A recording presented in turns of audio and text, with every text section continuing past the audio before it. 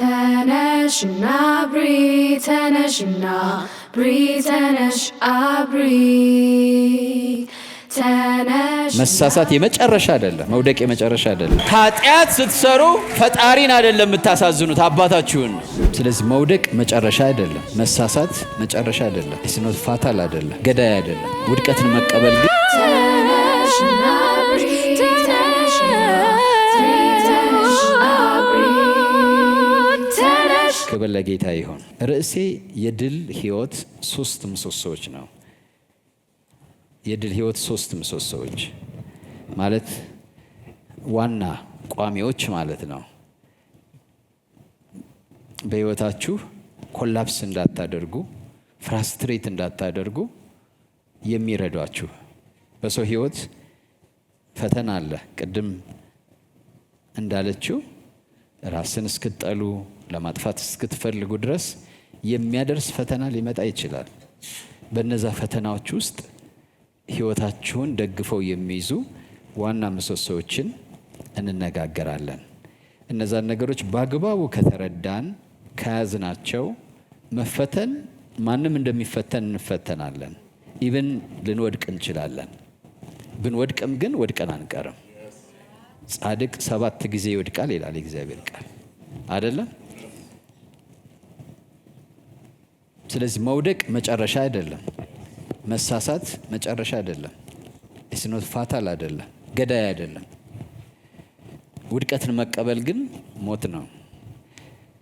ውድቀትን እንዳትቀበሉ የሚያደርጋችሁ ደግሞ የገባችሁ ነገር ሲኖር ነው። የተረዳችሁት በውስጣችሁ የጸና እውነት ሲኖር ብትወድቁም ትነሳላችሁ፣ ብትሳሳቱ ትመለሳላችሁ። በዚህ ዓለም ላይ ማትሳሳቱበት ተብሎ የሚሰጣችሁ ነገር የለም። መሳሳት አይቀርም። ማትወድቁበትም ሊባል አይችልም። መውደቃችሁ አይቀርም። ነገር ግን ውድቀት መጨረሻችሁ አይደለም።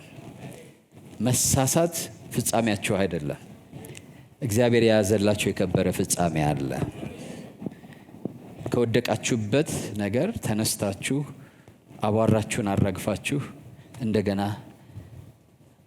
ሳትዘገዩ ወይኔ ወደቅኩ በቃ ብላችሁ እዛ ላይ ሳታለቃቅሱ እንደገና መሮጥ ትችላላችሁ። እስኪ በሉ እንደገና መሮጥ እችላለሁ በሉ። እስኪ በሉ እስኪ እንደገና ማገልገል እችላለሁ። እንደገና በእግዚአብሔር ጸጋ መገለጥ እችላለሁ። በወድቅም እነሳለሁ በሉ። እስኪ ጠላቴ ሆይ በእኔ ደስ አይበልህ በሉት። እስኪ ድገሙት። በወድቅም እነሳለሁና ጠላቴ ሆይ በእኔ ደስ አይበልህ። ደፋር መሆን አለባችሁ ይህን ለመዘመር። በወድቅም እነሳለሁ አለ። ጠላቴ ሆይ በእኔ ምን አይበልሽ አለ? ደስ አይበልሽ።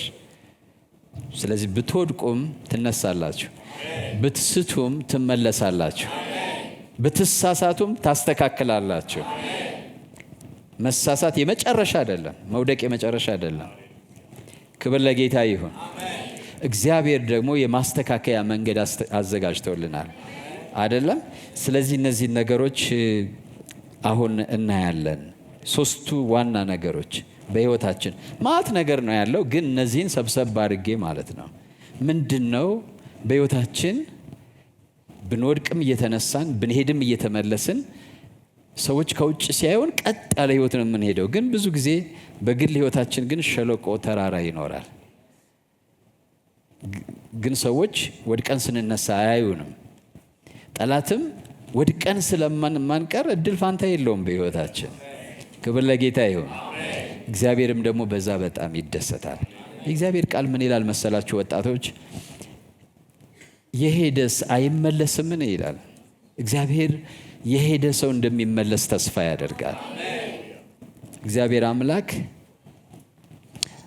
የቤት የተዘራ አንድ እንትን ተሰርቷል አይደለ? የመዝሙር ቪዲዮ ምንድነው ፊልም፣ እና እሱ ላይ በጣም ደስ የሚለው ነገር ያ አባካኙ ልጅ ወጥቶ ከሄደ በኋላ አባትየው ልጄ ተመልሶ ይመጣ ይሆናል ብሎ ሁልጊዜ በሩን ገርበብ አድርጎ ነው የሚተኛው። እዛ ፊልሙ ላይ ልክ ነው። እግዚአብሔር አምላክ በእኛ ላይ በሩን ክርችም አላደረገም። በማንም ሰው ላይ እንደዛ አያደርግም። ጌታ ስሙ ይባላል። መመለሻና መግቢያ በር አዘጋጅቶልናል። ዛሬ መመለስ ትችላላችሁ። የደከማችሁ የወደቃችሁ ዛሬ መመለስ ትችላላችሁ። እግዚአብሔር በሩን በእናንተ ላይ አልዘጋባችሁም። እስካሁን የምህረት ደጁ ክፍት ነው ወገኖች፣ ክፍት ነው። ምህረት የሚባል በር አለ። ንስሐ የሚባል ደግሞ መመለስ አለ። ስለዚህ ከተመለሳችሁ የእግዚአብሔር በር አሁንም ክፍት ነው፣ አልተዘጋባችሁም። መቼውንም አይዘጋም፣ መቼውንም አይዘጋም። ጠላት ውሸታም ነው፣ ውሸታም ነው። በቃ ወድቀህ የለም በቃ በቃልህ እኮ። ስለዚህ በቃ እዚህ በኋላ ምን ተስፋ አለህ? እና ጆይናስ ይላል፣ ከኛ ጋር ቀጥል፣ በቃ ይለይልህ ይላል፣ ይለይልህ ይላል። ግን ልትነግሩት ይገባል። ጠላቴ ሆይ በወድቅ እነሳለሁና በእኔ ምን አይበልህ? ደስ አይበልህ። እግዚአብሔር አምላኬ መሐሪ ነው። የምሕረት ደጁ ተከፍቶ ይጠብቀኛል። ወደ አባቴ እመለሳለሁ።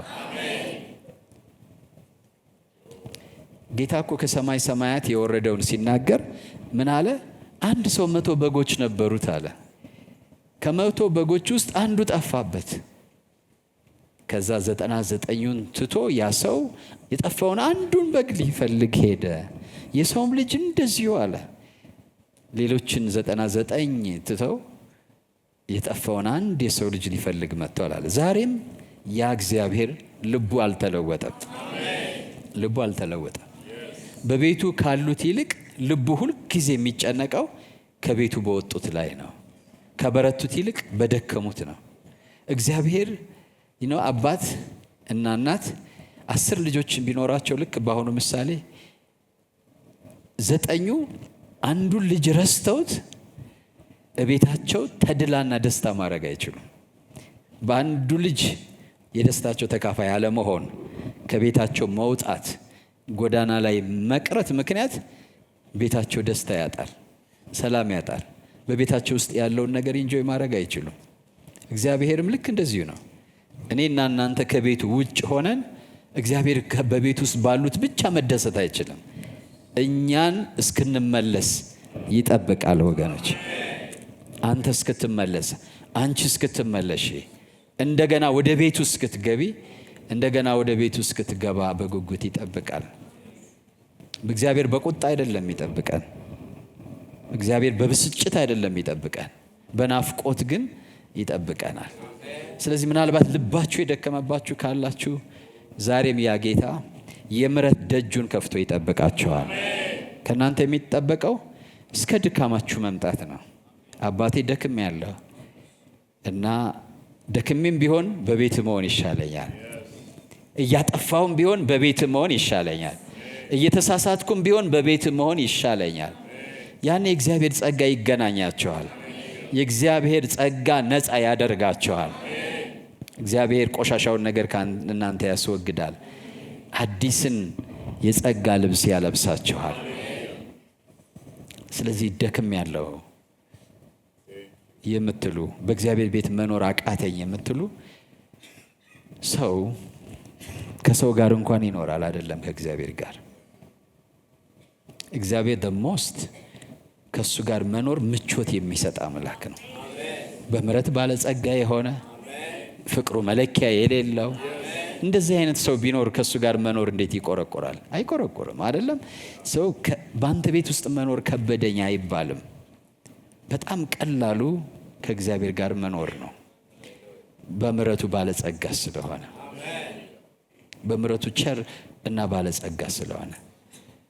ስለዚህ እስከ ድካማችሁ ወደ እግዚአብሔር ተመለሱ። እግዚአብሔር ፍጹም ሆናችሁ ነው አላለም፣ ቅዱስ ሆናችሁ ነው አላለም፣ ኃያል ሆናችሁ ነው አላለም። እግዚአብሔር እንዳላችሁ ኑ ነው ያለው። ኑና እኔ ላሳርፋችሁ፣ ኑና እኔ ልቀድሳችሁ፣ ኑና እኔ ላንጻችሁ፣ ኑና እኔ ልለውጣችሁ ነው ያለው። ተለውጣችሁ ለመምጣት አታስቡ። ኑና እግዚአብሔር ይለውጣችሁ። ወደ እግዚአብሔር ተመለሱ። እግዚአብሔር በጸጋው ይለውጣችኋል። ክብር ለስሙ ይሁን። ከዛ የእግዚአብሔርን እጅ ቅድም በእህታችን ምስክርነት እንደሰማችሁት በቃ ውስን አድርጋ ስትመጣ ጌታ ሪጀክት አላደረጋትም። የጌታ መንፈስ ሲነካት ነበር አስታውሳለሁ። በየጊዜው የእግዚአብሔር ጸጋ ወደ ህይወቷ ይመጣል። ብዙ ጊዜ መንፈስ ቅዱስ ይነካታል፣ ትወድቃለች እና ለምናይ ሰዎች ስሜታዊነት ይመስላል፣ ግን የእግዚአብሔር ጸጋ ነው። ቅድም እንዳለችው ምኞቷን የልቧን መሻት እያቀረበ እየሄደ ያለው የምትካፈለው የእግዚአብሔር ጸጋ ነው። አሁንም ገና ይቀጥላል አይደለም? በህይወትሽ ገና ይቀጥላል። የሚቀር ነገር የለም፣ የሚቀር የለም። እግዚአብሔርን ዝም ብላችሁ ስትከተሉ ያለ ብዙ ላብ ከፍታውን ያስይዛችኋል። ብዙ ሳታልቡ በጊዜው ከፍ እንዲያረጋችሁ አይደል ያለው? በጊዜው ከፍ ያረጋችኋል። በጊዜው ከፍ ያረጋችኋል። ክብር ለስሙ ይሁን። ስለዚህ ዛሬ ወደ ትምህርቴ ከመሄዴ በፊት ህይወቴ ደክሞብኛል፣ በጌታ ቤት መቀጠል ትግል ሆኖብኛል ለምትሉ ሰዎች የምስራች ነግራቸዋለሁ። በቸርች መሄድ አቁማችሁ የሰነበታችሁ ሰዎች ካላችሁ የምስራች ነግራቸዋለሁ። ተመለሱ ወደ ጌታ። የእግዚአብሔር ቤት በር አልተዘጋባችሁም። የምሕረት ደጁ ክፍት ነው ወገኖች። ጌታ ስትመጡ በጸጋ ይቀበላቸዋል፣ በጸጋ ይቀበላቸዋል። ሶስቱ ምሰሶዎች ምንድን ናቸው በህይወታችን? የድል ህይወት ምሰሶዎች ምንድን ናቸው? ሶስቱ፣ አንደኛው ማንነት ነው። ሁለተኛው ዓላማ ነው። ሶስተኛው ኦርደሩም ልክ እንደዛው ነው፣ ኃይል ነው። ማንነት፣ ዓላማ፣ ኃይል። አሁን አስታወስኩ እዚህና ብነግራቸው ፈልገው ለማግኘት ይቸገራሉ ብዬ ነው እንጂ አንድ ቪዲዮ እንድታዩ ፈልጌ ነበር። እዚሁኝ አስታወስኩት። ነቢይ ብሩክ በጣም ልጅ ሆኖ እየተናገረ ያለበትን ክፍል እያዳመጥኩ ነበረና ምን ይላል? ገዥነት በዘር ነው ይላልና ለሚሰማ ሰው ከባድ ነው በጣም በዘር ነው ይላልና ከዛ ግን ያብራራዋል በዘር የሚለውና ምን በዘር እኮ ሲባል በየትኛው ዘር ሊመጣ ነው? አሁን አስቡት። ገዥነት በዘር ነው ይላል ማለት አይዴንቲቲ ይጠይቃል ማለት ነው። ኤኒዌይ ዛሬ እነዚህን እናያለን። በህይወታችን የድል ህይወት ለመኖር የድል ምሰሶዎች አሉ። እነዚህ የድል ምሰሶዎች አንደኛው ማንነት ነው፣ ሁለተኛው ዓላማ ነው፣ ሶስተኛው ኃይል ነው። እነዚህን በቅደም ተከተል ማወቅ በጣም አስፈላጊ ነው። እነዚህ ሶስት ዋና ዋና ጉዳዮች እርስ በርስ የተያያዙ የሚወራረሱ ናቸው። አንዱን ከአንዱ በጣም ምንገነጥለው አይደለም። አንዱ በአንዱ ውስጥ ያለ ነው። ግን ግልጽ ሆኖ እንዲታየን ለይተን እናያቸዋለን። የመጀመሪያው እንዳልኩት ማንነት ነው። ማንነት ወይም የማንነት ጥያቄ መጀመሪያ መልስ ማግኘት አለበት። የማንነት ጥያቄ በህይወታችን ብንወድቅም ተነስተን፣ ብንሄድ ተመልሰን፣ ብንፈተን ጸንተን መቆም እንድንችል መጀመሪያ መመለስ ያለበት በህይወታችን የማንነት ጥያቄ ነው። የማንነት ጥያቄያችን ካልተመለሰ የአይዴንቲቲ ማለት ነው አይዴንቲቲ ክራይሲስ የሚባል ነገር ያጋጥመናል። የማንነት ቀውስ የሚባል ነገር ያጋጥመናል። ዲያብሎስ የመጀመሪያ የሚያንኳኳውና የሚጠይቃችሁ ጥያቄ አንተ ማነህ የሚል ነው። አንቺ ማነሽ የሚል ነው። በዛ በማንነታችሁ ጽኑ የሆነ መረዳት ከሌላችሁ እዛ ላይ ከባድ ይሆናል። የሚያጋጥማችሁን ችግርና ፈተና ሁሉ ከማንነታችሁ ጋር ያገናኝባችኋል። ከማንነታችሁ ጋር ተገናኘ ማለት መሰረታችሁ ተመታ ማለት ነው። እየሆንኩ ያለሁት ስለሚገባኝ ነው ወደሚለው ትመጣላችሁ። ማቴዎስ ወንጌል ምዕራፍ 4 ላይ ጌታ ኢየሱስ በዲያብሎስ እንዲፈተን እግዚአብሔር ፈቀደ።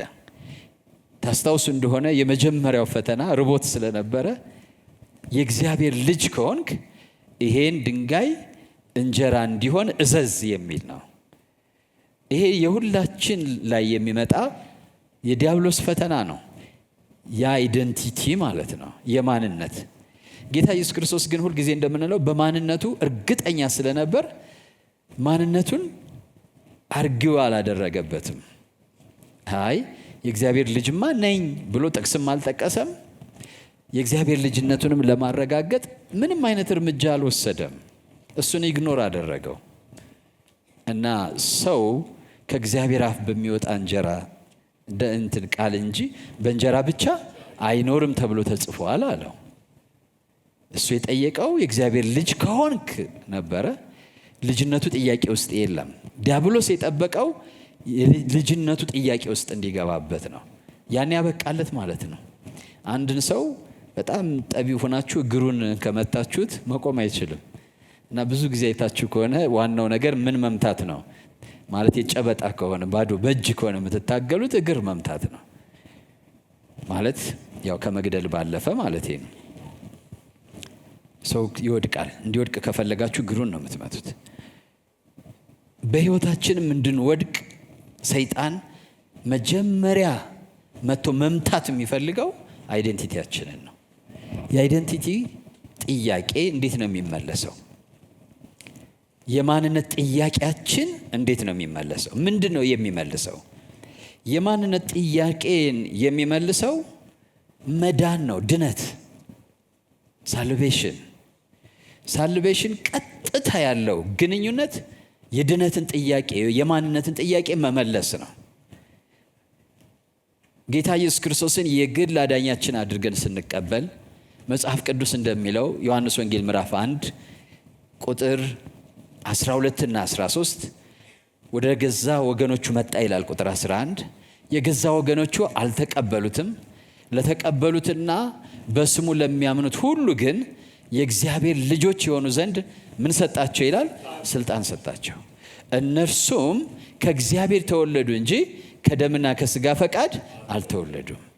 ይሄ የማንነት መዳን ነው። ዳግመኛ ልደት እኛነታችን ነው የሚያድነው። ይዞት የሚመጣው ለውጥ ምንድነው? ሁኔታን መለወጥ አይደለም፣ ነገርን መለወጥ አይደለም፣ አእምሮንም መለወጥ አይደለም። እኛነታችን እንዳለ ከሰው ልጅነት ወደ እግዚአብሔር ልጅነት ይቀይረናል። ስለዚህ የመጀመሪያው እግዚአብሔር ያዘጋጀልን ከማንነት ቀውስ እንድንወጣ ከማንነት ጥያቄ እንድንገላገል እግዚአብሔር ያዘጋጀልን መንገድ ሰይጣን መጥቶ የእግዚአብሔር ልጅ ነህን ብሎ ሲጠይቀን አዎ ነኝ ብለን በድፍረት እግዚአብሔር አባቴ ነው ብለን እንድንመልስ እግዚአብሔር መንገድ አዘጋጅቶልናል። ቀላሉ መንገድ ጌታ ኢየሱስ ክርስቶስን አዳኛችን አድርገን መቀበል ነው። መጽሐፍ እንዳለ ያኔ ከእግዚአብሔር እንወለዳለን። ከእግዚአብሔር በመወለዳችን ምክንያት መጽሐፍ ቅዱስ ይላል አሁን እናንተ የእግዚአብሔር ልጆች ናችሁ ይላል። ድላችን እዛ ላይ ይመሰረታል። ሃሌሉያ! እስኪ ድሌ እዛ ላይ ይመሰረታል በሎ። እስኪ የማይነቃነቅ የድል መሰረት ይጣላል በሕይወታችሁ ማለት ነው። ዲያብሎስ ፈጽሞ ምን የማይለው የማይነቀንቀው የድል መሰረት በሕይወታችሁ። ብዙ ሰዎች መዳንን ጴንጤ መሆን አድርገው ያስቡታል። አይደለም። መዳን የማንነት ለውጥ ነው። የማንነት ማንም ይላል ሁለተኛ ቆሮንቶስ ምዕራፍ 5 ቁጥር 17 ላይ ማንም በክርስቶስ ቢሆን ምንድነው ይላል? አዲስ ፍጥረት ነው። ስለዚህ ጌታን መቀበል ማለት ሌላ ከዚህ በፊት ያልነበረ ሌላ ማንነትን ማግኘት ማለት ነው። ያ ያልነበረው ማንነት የእግዚአብሔር ልጅነት ነው። ይሄ እግዚአብሔር ልጅነት ደግሞ የሕይወታችን ትልቁ እና ዋናው ምሰሶ ነው። በሕይወት እንዳንሸነፍ ድል እንዳንነሳ የሚያደርገን በፍጥረት ስርዓት ውስጥ ኦርደራችንን የሚቀይረው ማለት በተዋረድ ውስጥ ያለንን ተዋረድ በአንድ ጊዜ ከሲኦል አውጥቶ ሰማይ የሚያስቀምጥ ያልዳነ ሰው በፍጥረት ስርዓት ውስጥ ቦታው የት ነው? መጀመሪያ እግዚአብሔር አለ፣ ከዛ ወልድ አለ፣ ከዛ እያለ ወርዶ ያልዳነ ሰው የት ነው ብትሉ መጨረሻ እንዲያው በመሰላልም ይሁን በምን ይውረድ መጨረሻው ሲኦል ነው። ዳግመኛ ስንወለድ ከሲኦል ነው፣ ከድቅድቅ ጨለማ ወደሚደነቅ ምን ብርሃን። የአይደንቲቲ ቼንጅ ነው ያለው እዛ። ክብር ለጌታ ይሁን። ከዛም ምን ይላል? አንደኛ ዮሐንስ ምዕራፍ 3 ቁጥር 1 ላይ የእግዚአብሔር ልጆች ተብለን ልንጠራ አብ እንዴት ያለ ፍቅር እንደሰጠን ይላል። የማን ልጆች ተብለን ልንጠራ? የአይደንቲቲ ለውጥ ነው።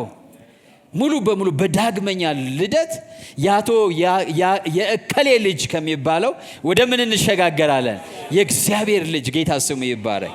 ከዛ እንዲሁም ደግሞ ነን ይላል። ጌታ ይመስገን። ዝም ብሎ በስም በወረቀት መጠራት ሳይሆን ማንነታችን ተለውጧል። የእግዚአብሔር ልጆች ሆነናል። ሰማያዊ ፍጥረት ሆነናል። ከዚህ በፊት ያልነበረ አይነት ሰው ሆነናል። እስኪ ከድሮ ታሪክ መገላገል የምትፈልጉ ይሄ ከሚከሳችሁ በቃ በክርስቶስ ስትሆኑ አዲስ ፍጥረት ናቸው። ከዚህ በፊት ስለመኖራችሁ ማንም አያውቅም፣ እናንተም ልታውቁ አይገባም። ሁለተኛ ቆሮንቶስ ምዕራፍ 5 ቁጥር 16 ላይ ጳውሎስ ምን ይላል? ማንንም በስጋ እንደሆነ ወይም በስጋ ዘመኑ የነበረውን አላውቅም ይላል። ማንንም ምን ማለት ነው? በስጋ ማለት ከእግዚአብሔር ተወለዱ እንጂ ከደምና ከስጋ ፈቃድ አልተወለዱም። ግን ከደምና ከስጋ ፈቃድ ተወልደን ኖረናል አይደለ? ጳውሎስ ግን ምን አለ? ማንንም እኔን ራሴንም አለ ክርስቶስንም ቢሆን በስጋ ምን አልለውም አለ አላውቀውም። በቃ ክህደት ነው። አንዱን ስታመን ሌላውን መካድ አለብህ ማለት ነው። ክብር ለጌታ ይሁን። ስለዚህ አዲስ ማንነት በክርስቶስ ኢየሱስ መጥቷል። ይሄ የድላችሁ መሰረት ነው። ብትወድቁ የምትነሱበት፣ ብትሄዱ የምትመለሱበት። አንድ ጊዜ እግዚአብሔር ልጆች ከሆናችሁ በኋላ ነገራችሁ ተቀይረዋል። ድሮ ኃጢአተኞች ነበራችሁ፣ አሁን ግን የእግዚአብሔር ጽድቅ ሆናችኋል። ድሮ የእግዚአብሔር ጠላቶች ነበራችሁ፣ አሁን ግን የእግዚአብሔር ወዳጆች ሆናችኋል። ከዛም አልፎ ልጆች ሆናችኋል። ድሮ በፍጥረታችሁ በማንነታችሁ የጥፋት ልጆች ነበራችሁ። አሁን ግን ከወደደን ከትልቅ ፍቅሩ የተነሳ በኃጢአታችን እንኳን ሙታን በሆነን ጊዜ ከእርሱ ጋር ምን ሰጠን ይላል? ሕይወትን ሰጠን። አበቃ፣ ተቀየረ። ጌታ ስሙ ይባረክ። ስለዚህ አሁን ስንሳሳት የድሮ ኃጢአተኛ ሰውዬ አይደለም የተሳሳተው፣ ጻድቁ ሰውዬ ነው የተሳሳተው። የእግዚአብሔር ልጅ ነው የተሳሳተው። the new man ነው የተሳሳተው። ወደ ድሮ ዘጭ አትበሉ እሺ። ያን አሮጌ ፋይል ተዘግቷል። ጌታ ስሙ ይባረክ። እስኪ በሉ አሮጌ ፋይሌ ተዘግቷል በሉ እስኪ። I'm justified በሉ እስኪ። ጸድቅ ያለው በሉ እስኪ። ጌታ ስሙ ይባረክ። አዲሱ ማንነቴ የጸደቀ ማንነት ነው። አበቃ። እና ዛሬ ስትሳሳቱ ኃጢአተኛ አትሆኑ። በእግዚአብሔር ልጅ አምኖ ዳግመኛ የተወለደ ሰው ኃጢአተኛ አይደለም። ኃጢአት ትሰራላችሁ አይደለ? አዎ። ልጆቹ የኃጢአትን አታድርጉ ይላል። ኃጢአት ማድረግ የለብንም። ግን ኃጢአት ያደረግን ቀን ኃጢአተኛ አንሆንም። ኃጢአተኝነት ማንነት ነው፣ አይደንቲቲ ነው። ያን አይደንቲቲ ጌታ ኢየሱስ ለውጦታል። ጌታ ስሙ ይባረክ። ተቀይሯል። አሁን አይደንቲታችን ተቀይሯል። ኃጢአተኞች ሳይሆን የእግዚአብሔር ልጆች ነን። ጌታ ስሙ ይባረክ። የማን ልጆች ነን? አሁን የእግዚአብሔር ልጆች ነን። ግን የእግዚአብሔር ልጆች ነን ሳለ ልጆች ሆይ ኃጢአትን አታድርጉ። ልጆች ሆይ የሚለው የማን ልጆች ማለት ነው? የእግዚአብሔር ልጆች ሆይ ኃጢአትን ብታደርጉ ግን ታደርጋላችሁ ማለት ነው። ከእግዚአብሔር ዘንድ የሆነ ምን አለን ይላል? ከአብ ዘንድ የሆነ ጠበቃ አለ። ስለዚህ አሁን ዲያብሎስን ዛሬ ተስፋ ማስቆረጥ አለባችሁ። እኔ የእግዚአብሔር ልጅ ነኝ በሉ እስኪ። ማንነቴ ተቀይሯል በሉ እስኪ። ድሮ ታደርጉት የነበረውን ሴም አይነት ሲን የሚመስል ብታደርጉ እንኳን የድሮ ሰው አይደለም እያደረጋችሁ ያለ። ዲያብሎስ ምን ይላል? ይሄው ድሮ ተለወጥኩት ያለሽ እንጂ አልተለወጥሽም። ክርስትና የባህሪ ለውጥ አይደለም፣ የማንነት ለውጥ ነው። የማንነት ለውጥ ነው። እግዚአብሔር ባህሪያችን ሳይሆን አስቀድሞ የለወጠው ማንነታችን ነው። ሙታን ነበርን፣ ሕይወት ሰጠን። ኃጢአተኞች ነበርን፣ አጸደቀን። የሰው ልጆች ነበርን፣ የእግዚአብሔር ልጆች አደረገን። ይህ የድላችን ምሰሶ ነው። ሰይጣን ዛሬ ተስፋ መቁረጥ አለበት። ይበቃሃል ማለት አለባችሁ። አትነዝንዘኝ ማለት አለባችሁ። ጸድቅ ያለው በሉ እስኪ። ተወድጃለሁ፣ ተወልጃለሁም፣ ጸድቅ ያለው አሁን የእግዚአብሔር ልጅ ነኝ። ሃሌሉያ ሃሌሉያ። ኃጢአት ስትሰሩ ፈጣሪን አይደለም የምታሳዝኑት፣ አባታችሁን ነው። አባታችሁን ነው። ፈጣሪን አትበል። አንተ ውሻ አይደለም፣ ድመት አይደለም፣ የእግዚአብሔር ልጅ ነህ። የእግዚአብሔር ልጅ ነህ። እግዚአብሔር ለውሻው፣ ለድመቱ፣ ለተራራው፣ ለወንዙ ፈጣሪው ነው። ላንተ ግን አባትህ ነው። ላንተ አባትህ ነው። ላንቺ አባትሽ ነው። አባቴ አሳዘንኩ ነው እንጂ የምትሉት ፈጣሪ አሳዘንኩ አትሉትም። አሁን የእግዚአብሔር ልጆች ናቸው። የማይሻር ማንነት ነው ይሄ። ኃጢአት ስትሰሩ የሰይጣን ልጅ አትሆኑ። አሁንም የማን ልጆች ናቸው? እግዚአብሔር ልጆች ናቸው። ኃጢአት ስትሰሩ ኃጢአተኛ የሚባል አይደንቲቲ አይመጣባችሁም። አንድ ጊዜ ወደ ጌታ ስንመጣ ምን ይላል መጽሐፍ ቅዱስ? እንግዲህ በእርሱ በደሙ ምን ካልን ይላል? ከጸደቀን። አንድ ጊዜ ወደ ጌታ ስትመጡ የኃጢአታችሁን ስርየት በማግኘት ጸድቃችኋል። የእግዚአብሔር ልጆች ሆናችኋል። አይዴንቲቲያችሁ ተቀይረዋል። ኃጢአተኛ የሚባለው አይዴንቲቲ ቀርቶ ጻድቅ የሚባል የእግዚአብሔር ልጅ የሚባል። ምክንያቱም ጻድቅነት አሁን ስራ አይደለም፣ ማንነት ነው። ያ ማንነት ደግሞ ውርስ ነው። ምን ይላል መሰላችሁ? እግዚአብሔር ጽድቃችን ይባላል ይላል። እግዚአብሔር ምናችን? ጽድቃችን። እግዚአብሔር ጻድቅ ነው። ግን አሁን በክርስቶስ ኢየሱስ ደግሞ የእኛ ምናችን ሆኗል? ጽድቃችን ሆኗል። ስለዚህ በጌታ በኢየሱስ አምነን ከሱ ስንወለድ በእምነት የእግዚአብሔርን ጽድቅ አግኝተናል። መጽሐፍ ሲናገር በደሙ የተደረገ የኃጢአትን ስርየት አገኘን፣ እርሱም በጌታ በኢየሱስ ክርስቶስ ስም በማመን የሚገኝ የእግዚአብሔር ጽድቅ ነው ይላል። በጌታ በኢየሱስ ስናምን የእግዚአብሔርን ጽድቅ አግኝተናል፣ ወርሰናል ማለት ነው። ስለዚህ ስንወለድ የተወለድነው ጻድቅ ከሆነው ከእግዚአብሔር ነው። የተቀበልነው የማንን ጽድቅ ነው? የእግዚአብሔርን ጽድቅ ነው። የእግዚአብሔርን ጽድቅ ነው። በእግዚአብሔር ጽድቅ ጸድቀናል። ክብር ለጌታ ይሁን። በእምነት የተቀበልነው ምንድን ነው? ከሞት ወደ ሕይወት ያሻገረን ጽድቅ ነው። ዳግመኛ እስኪ ተወልጃለሁ በሉ እስኪ። ከሞት ወደ ሕይወት ተሻግሬያለሁ። ከሞት ወደ ሕይወት ያሻገረን የማን ጽድቅ ነው? የእግዚአብሔር ጽድቅ ነው። በማን በኩል መጣ? በክርስቶስ ኢየሱስ። ሞት ኃጢአት በክርስቶስ በኩል መጣ፣ ጽድቅ ደግሞ በክርስቶስ በኩል መጣ።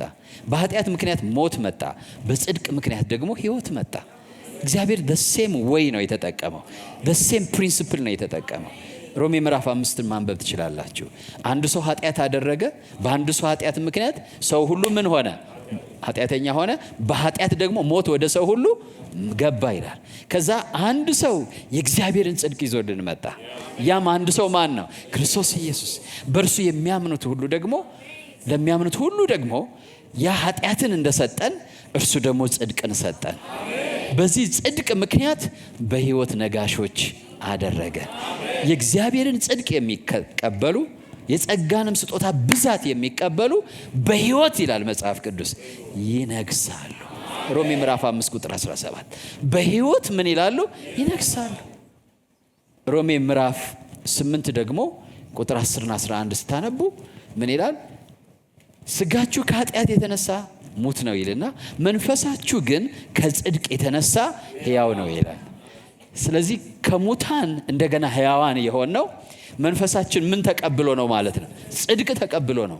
የማንን ጽድቅ ነው የተቀበለው? እግዚአብሔርን። መጀመሪያ የሞት ነው ምን ተቀብለን ነበር?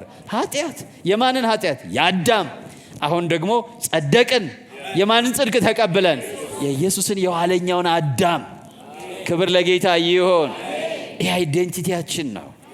በቃ ዲያብሎስን ደህና ሰንብት በሉት።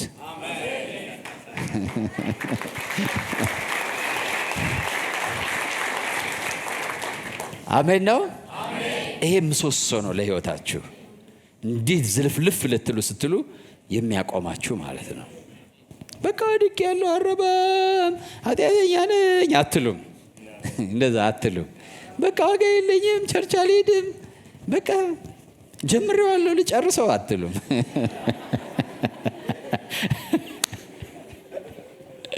ጌታ ስሙ ይባረክ። ሃሌሉያ። ወደ እግዚአብሔር ስትመጡ እንዳንተ ልጅ የማይገባኝን ነገር አድርጌያለሁ፣ ጌታ ሆይ ያንተ ልጅ ሊያደርገው የማይገባውን አድርጌያለሁ ነው የምትሉት። ክብር ለስሙ ይሁን። ሃሌሉያ። ዮሐንስ መልእክት ላይ የምታገኙት ምስጢር እሱን ነው። ምዕራፍ 4 ላይ አይደለም፣ ምዕራፍ 4 ላይ ቁጥር 4 በጣም ድንቅ ቃል አለ። ልጆች ሆይ፣ የእግዚአብሔር ልጆች ማለት ነው። አሁንም ልጆች ሆይ እናንተ ከእግዚአብሔር ናችሁ፣ አሸንፋችሁማል። በዓለም ካለው ይልቅ በእናንተ ያለው ታላቅ ነውና። ልጆች ሆይ እናንተ ከማን ናችሁ ይላል? ከእግዚአብሔር ናችሁ። በአዲስ ኪዳን የሚያሸንፍ አይሁድ የሆነ አይደለም፣ ግሪክ የሆነ አይደለም፣ ከእግዚአብሔር የተወለደ ነው። እስኪ በሉ ከማን የተወለደ ነው? ከእግዚአብሔር የተወለደ ነው። የአይዴንቲቲ ለውጥ ያደረገ፣ ከዛ አይዴንቲቲው የገባው፣ የእግዚአብሔር ልጅነቱ ምስጢር የገባው፣ የእግዚአብሔር ልጅ ነኝ ብሎ ለመናገር ደፋር የሆነ፣ የሚደፍረው በስራ ያገኘው ስላልሆነ በመወለድ ያገኘው ስለሆነ። ክብር ለጌታ ይሁን። አሜን ነው። ይሄ የህይወታችን ዋና ነገር ነው። ስለዚህ ምን ይላል? አሸንፋችኋል ይላል። ለምንድን ነው ያሸነፋችሁት? በዓለም ካለው ይልቅ በእናንተ ያለው ምንድን ነውና? ታላቅ ነውና። እነርሱ ከዓለም ናቸው፣ ስለዚህ ከዓለም የሆነውን ይናገራሉ፣ ዓለሙ ይሰማቸዋል። እኛ ከእግዚአብሔር ነን። እስኪ በሉ እኔ ከእግዚአብሔር ነኝ በሉ እስኪ። ዳግመኛ ያልተወለዳችሁ ካላችሁ ዛሬ ዳግመኛ መወለድ ትችላላችሁ። ጌታ ኢየሱስን መቀበል ትችላላችሁ። ቦልድሊ ይሄን መናገር ትችላላችሁ። የእግዚአብሔር ቤተሰብ ልጅ መሆን ትችላላችሁ። ከዛ ድፍረት ይኖራቸዋል። እኛ ከማን ነን አለ? ከእግዚአብሔር ነን። በቃ እኛ ከእግዚአብሔር ነን። ሁለት ሬስ ነው ያለው ሰው፣ ሁለት ዝርያ ነው ያለው። ኦሮሞ፣ ትግሬ፣ አማራ ምናምን ነጭ ጥቁር ሳይሆን ሁለት ዝርያ ነው ያለው። አሮጌው አዳም፣ ኋለኛው አዳም። ጌታ ስሙ ይባረክ።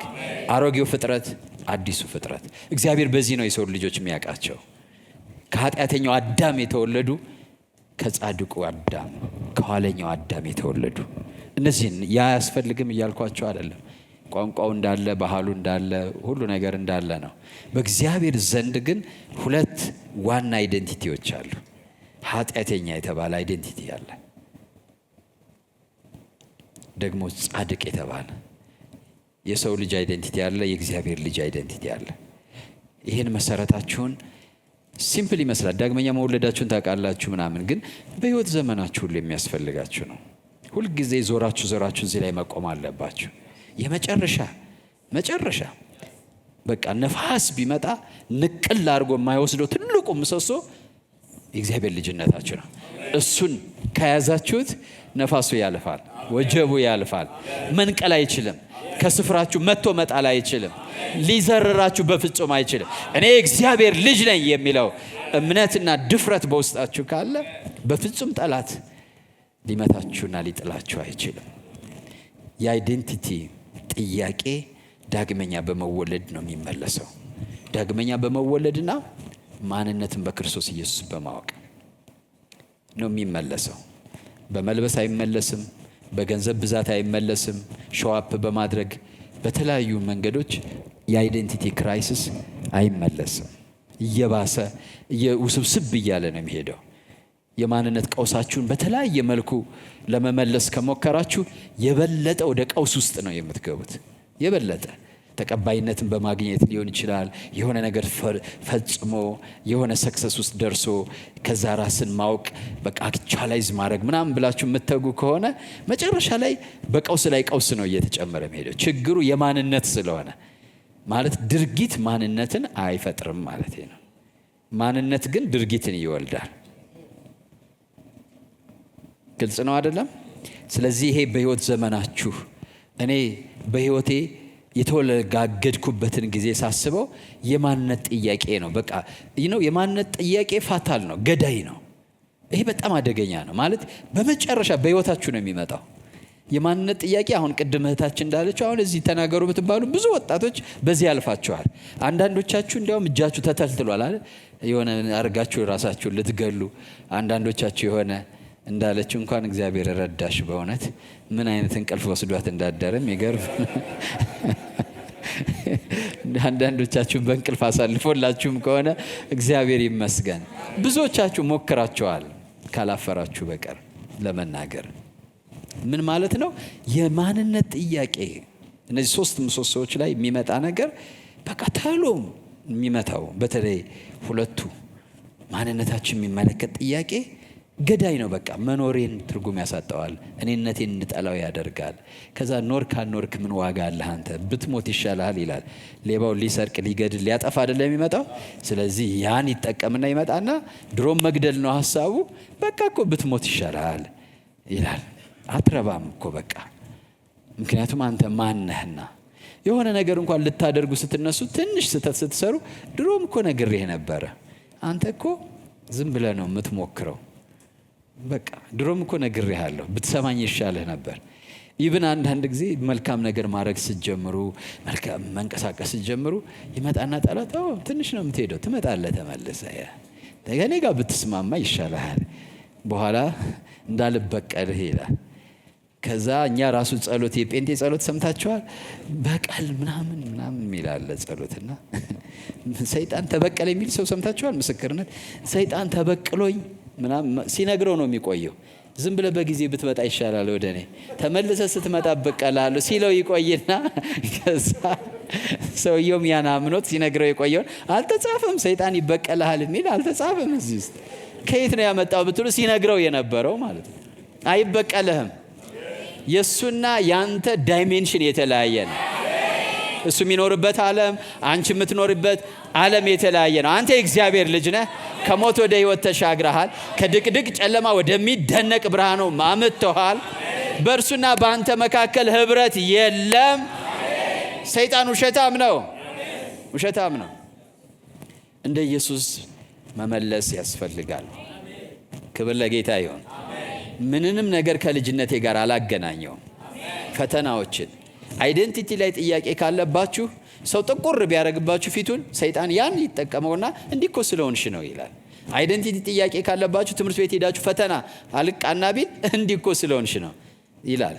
የሆነ ነገር ቢያጋጥማችሁ ግንኙነታችሁ ቢበላሽ ሪሌሽንሺፕ አንቺ እኮ በቃ ድሮውንም እንትን እኮ ስለሆንሽ ነው ይላል። ሁሉን ነገር አምጥቶ የሚያገናኘው ከአይደንቲቲ ጋር ይሆናል። ያኔ ከባድ ቀውስ ይሆናል። ራስን ያለመቀበል፣ ራስን የመጥላት፣ ራስን የመጸየፍ እና ከዚህ በኋላ የማይሳካለት ሰው ነኝ በቃ ወደ ማለት ይመጣል። እሱ ነው ታርጌቱ፣ አሳሲኔት ማድረግ፣ እናንተን አሳሲኔት ማድረግ። ይሄ ከገባችሁ ግን ጌታ ኢየሱስ ምንድን ነው ያለው? የኔ አሁን መራብ የእግዚአብሔር ልጅ መሆኔም አለመሆኔም ውጤት አይደለም ማለቱ ነው። በቃ ርቦት ነው መጥቶ የጠየቀው። የኔ መራብ አሁን የእግዚአብሔር ልጅ ስለሆንኩም ስላልሆንኩም የሆነ ነገር አይደለም። ያንቺ መውደቅ እንደሱም ብለሽ መመለስ አለብሽ። ጌታ ስሙ የተባረከ ይሁን። መልሱ ሌላ ነው። ከእግዚአብሔር ልጅነቴ ጋር አይገናኝም። ክብር ለስሙ ይሁን። አሁንማ ያው ደግሞ በቸርችም እንደዛ እንድንሆን የሚያደርጉ ብዙ ነገሮች ስላሉ ወደዛ ያመጣናል። ሁለተኛው ጥሪ ነው። የመጀመሪያው መሰረት ነው። እንግዲህ ይሄ መዳን ወደ ጥሪያችን ለመምጣት መሰረት ነው። በእርግጥ ቅድም የተያያዙ ናቸው ብያቸዋለሁ። ለመዳን እንጠራለን፣ ግን ይሄ ኮሊንግ የምንለው ግን ዓላማ የሚያመለክት ነው። ጥሪ መዳን የማንነትን ጥያቄ ይመልሳል። ኮሊንግ ደግሞ የዓላማን ጥያቄ ይመልሳል። ጥሪ በሉ እስኪ የዓላማን ጥያቄ ይመልሳል። ጮክ በሉና ድገሙ። ጥሪ በሉ እስኪ የዓላማን ጥያቄ ምን ያደርጋል? ይመልሳል። አሁንም ከባዱ ዲያብሎስ ይዞት የሚመጣው ቀጥሎ ጥያቄ ኢቭን በጌታ ልጅነት እንኳን ካመናችሁ በኋላ ልጅ ነኝ እያላችሁ ታዲያ ስራ ፈትነህ እኮ ብትሄድ አይሻልም ወይ ወደ ጌታ ይላል ራሱ። እና ደግሞ ጥሩ ስለሚመስለን ጌታ ሆይ ውሰደኝ እንላለን። ምክንያቱም ጥሩ ይመስለናል። በጣም አሪፍ ሰዎች ሆንን ማለት ነው። ኧረ እኔ ምድር ምን ያደርግልኛል? ጌታ ሆይ ምን በለኝ፣ በቃ ውሰደኝ። የጌታ መሆኔን አረጋገጥኩ፣ ልጅ መሆኔን አረጋገጥኩ። ምኖርበትን ጥሬን ግን ካላረጋገጥኩኝ ቀጥሎ ደግሞ ዲያብሎስ ተስፋ አይቆርጥም። ይመጣና ታያለሽ፣ ፍሬ የለሽ፣ ለምን እንደምትኖሪ ግልጽ አይደለ፣ ዝም ብለሽ ነው ቸርች የምትመላለሽው። በቃ የእግዚአብሔር ልጅ ልጅ ነሽ፣ እሺ ተቀበልኩት። እሺ ግን ደግሞ ምን እየሰራሽ ነው? ምን አለሽና አንቺ የምትኖሪ እኮ ዝም ብለሽ ነው። ከዛ መካከል ትንሽ ውድቀት ከመጣ ቅድም እንዳልኩት ወይ በትምህርት ወይ በጋብቻ ወይ በአገልግሎት ፍሬ ማጣት በሆነ ነገር ሲመጣማ የባሰ ወደ ህይወታችሁ ምን ይዞ ይመጣል? ለምን ትኖራለህ? ኦኬ እሺ የእግዚአብሔር ልጅ ነህ፣ እሺ ክርስቲያን ነህ፣ በቃ ዳንክ ቢወስድ አይሻልም? እና ለእኛም ደግሞ ጥሩ ይመስለናል። ጌታን የናፈቅን ይመስለናል። አይደለም፣ ጌታን እየናፈቅን አይደለም ሳይሆን እዚህ የምንኖርበት ምክንያት ጠፋብን። ለምንድን ነው የምኖረው የሚል። ስለዚህ ኮሊንግ ጥሪ ለመኖራችን ምክንያት ይሰጠናል። ጥሪ በሉ እስኪ ከኔ ጋራ ለመኖሬ ምን ይሰጠኛል? ምክንያት። በሉ እስኪ ጮክ በሉና እንደገና ጥሪ በሉ እስኪ ለመኖሬ ምክንያት ይሰጠኛል። ጥሬን ሳውቅ ለመኖሬ ምክንያት ይሰጠኛል። አይ ቲንክ እስኪ ተነሱና በመጀመሪያው ጉዳይ ላይ እንጸልይ። አይዴንቲቲ በሚለው ነገር ላይ ብንጸልይ ደስ ይለኛል። ትንሽ ደቂቃ። አሁን የእግዚአብሔር ልጅ ነኝ በሉ እስኪ።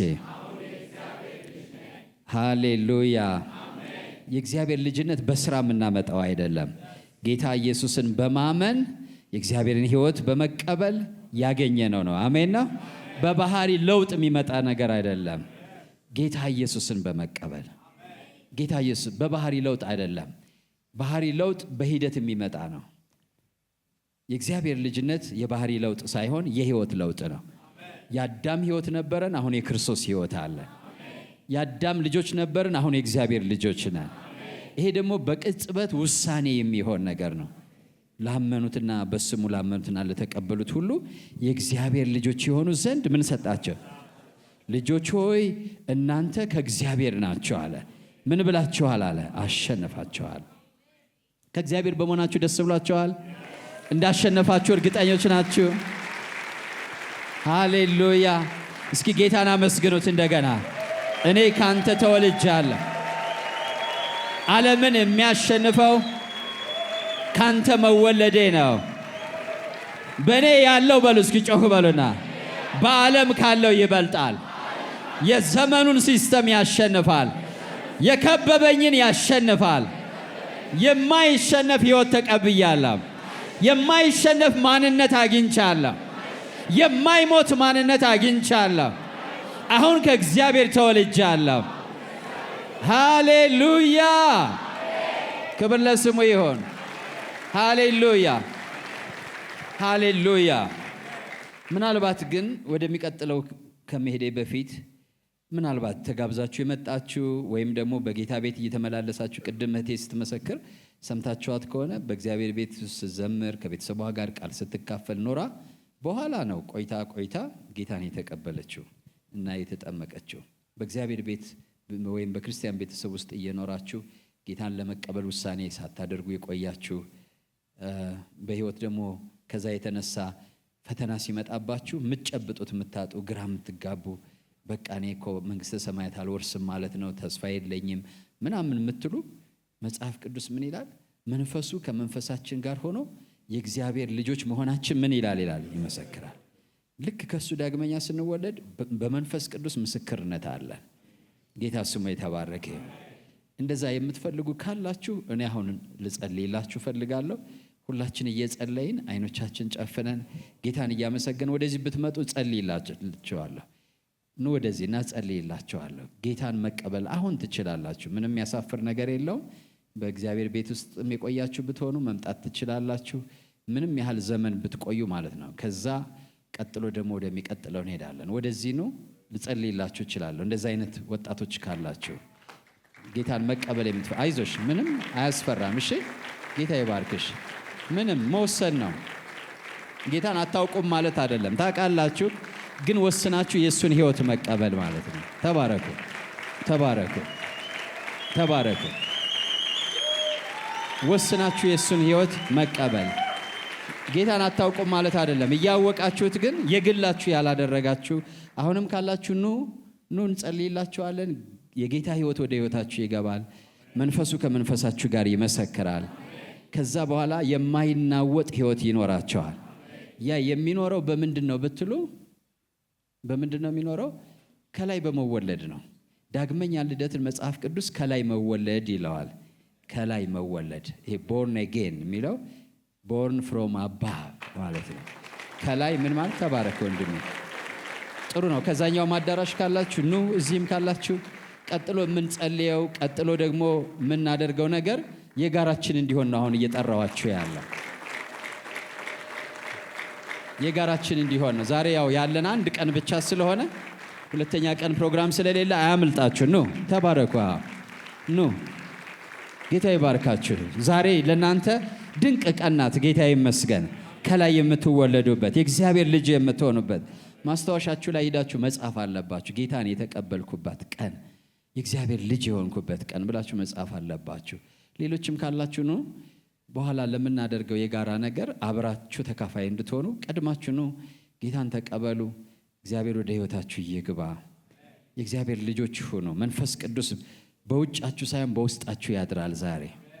ከዛ በቃ በውስጣችሁ እርግጠኝነት ከዛሬ ጀምሮ ታገኛላችሁ። ማንም የእግዚአብሔር ልጅ ነህ ብሎ እንዲያረጋግጥላችሁ አትፈልጉም።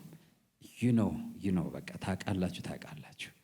እንደዚህ አይነት እርግጠኝነት የሌላችሁ ሰዎች መምጣት ትችላላችሁ። እየዘመራችሁም ይሆን በቃ እርግጠኛ ያልሆናችሁ የጌታ ልጅ መሆናችሁ መንፈስ በውስጣችሁ ያልመሰከረላችሁ ሁልጊዜ እዛ ላይ ጥያቄ ያለባችሁ በእውነት ድኛለሁ እያላችሁ የምትጠይቁ ካላችሁ ጥያቄው መመለስ አለበት።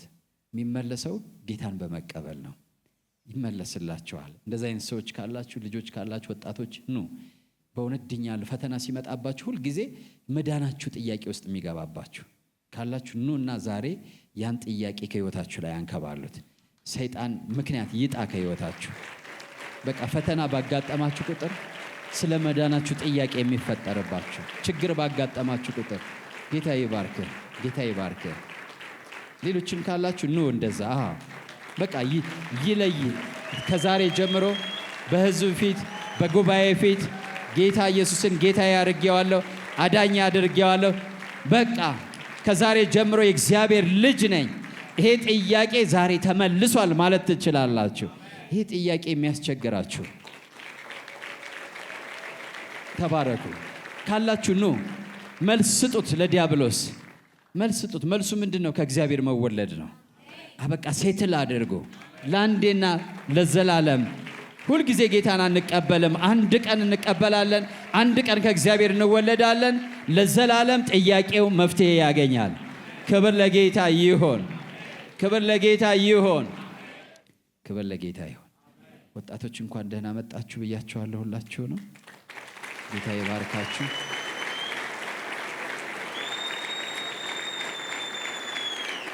ምናልባት ያልመጣ ወጣት ካለ ድል ልስጥ። አሁን አብረን ልንጸልይ ነው። አሁን እናንተ ላይቭ ነው። እዚህ እኔ በወረቀት ነው የጸለይኩት ድሮ። እናንተ ግን እዚህ ነው የሚጸለይላችሁ እና እድለኞች ናችሁ። ይሄ ሁሉ ምስክር አለ። ጌታ ይመስገን። ጌታን ስትቀበሉ ምስክር አለ። በሰው ፊት ነው ጌታን እየተቀበላችሁ ያለና የቀራችሁ ካላችሁ ነው። ተባረኪ። ጌታ ይባርክሽ። የቀረ ሰው ካለ ኑ፣ አያምልጣችሁ። ይሄ መታደል ነው። እኔ በጓዳዬ ብቻዬን ነው። እናንተ ግን ሰው እየመሰከረ በቃ በሰው ፊት ከጌታ ጋር ቃል ኪዳን ታረጋላችሁ። ጌታ ስሙ ይባረክ። የቀረ ሰው ካለ የመጨረሻ እድል አሁንም እሰጣለሁ። የመጨረሻ ከዚህ በኋላ አልጠራም። የመጨረሻ ጥሪ ነው። የቀራችሁ ካላችሁ ሩጣችሁ ነው፣ ወደ እኔ ፈጥናችሁ ነው። የመጨረሻ ጥሪ ያደርጋለሁ። በዚህ ሕዝብ በመላእክት ፊት በጉባኤው ፊት ከጌታ ጋር ቃል ኪዳን ማድረግ የምትፈልጉና ይሄን ጥያቄ ለዘላለም መፍትሄ መስጠት የምትፈልጉ ካላችሁ ነው። የመጨረሻ ሩጫ ጌታ ይባርክሽ። ሮጥ በይ። የቀረ ሰው ካለ ሩጦ ነው መምጣት ያለበት። ሰዓታችን ሄዷል። ተባረኪ። እጆቻችሁን አንሱና ጌታ ይባርካችሁ። አብረን እንጸልያለን። ተባረኪ። እሺ፣ የቀረ ሰው ካለ ሩጣችሁ ነው። ሮጥ በሉ። ጊዜን ለመቆጠብ ሮጥ በሉ።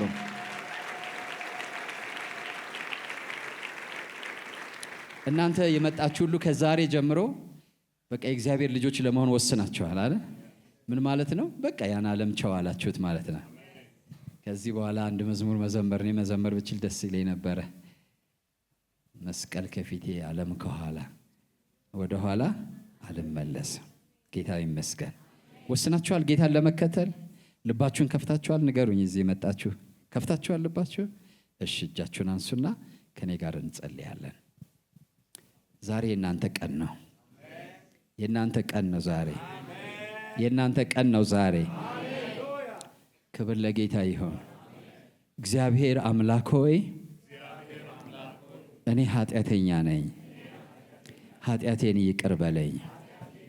በልጅ በኢየሱስ ደም ከኃጢአተኝነት አንጻኝ።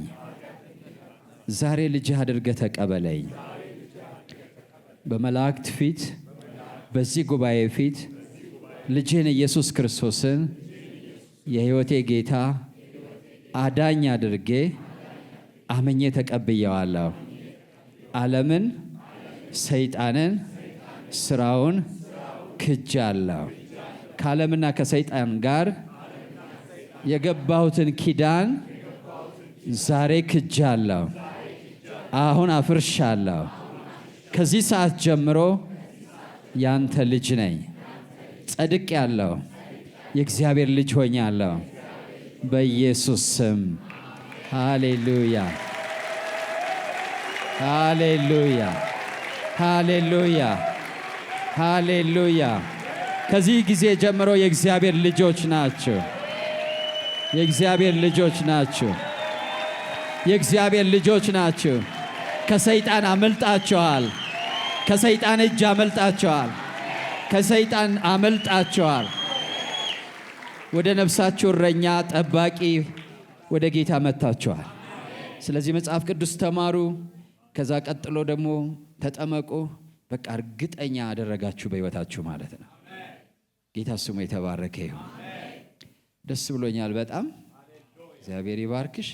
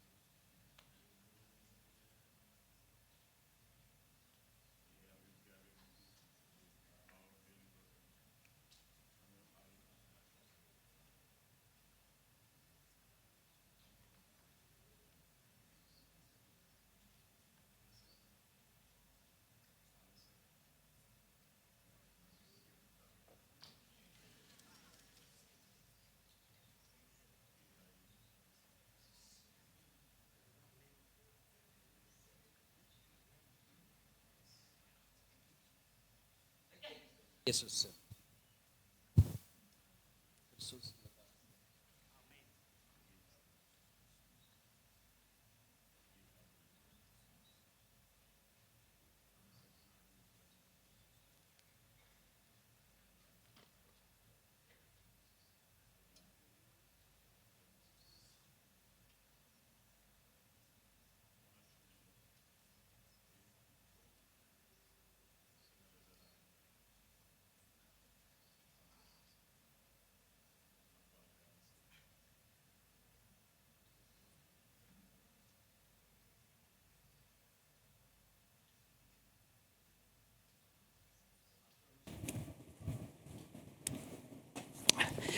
ሂድ በኢየሱስ ስም። ሕይወቷን ፈታው። አሜን። ተባረኪ።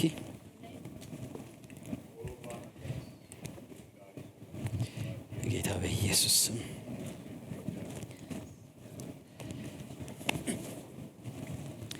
ተባረኩ፣ ተባረኩ፣ ተባረኩ። ጌታ ይባርካችሁ። እንኳን ደስ አላችሁ። አጨብጭቡላቸው፣ አጨብጭቡላቸው፣ አጨብጭቡላቸው በደንብ። እንኳን ወደ እግዚአብሔር መንግሥት ደህና መጣችሁ በሏቸው። እንኳን የእግዚአብሔር ልጆች ሆናችሁ፣ እንኳን ጌታ ረዳችሁ። ክብር ለስሙ ይሁን። ተቀመጡ። ጌታ ይባርካችሁ። ጌታ ስሙ የተባረከ ይሁን። እንቀጥል። ንቁ ናችሁ? እንቀጥል። ንቁ ናችሁ? ጌታ ይመስገን።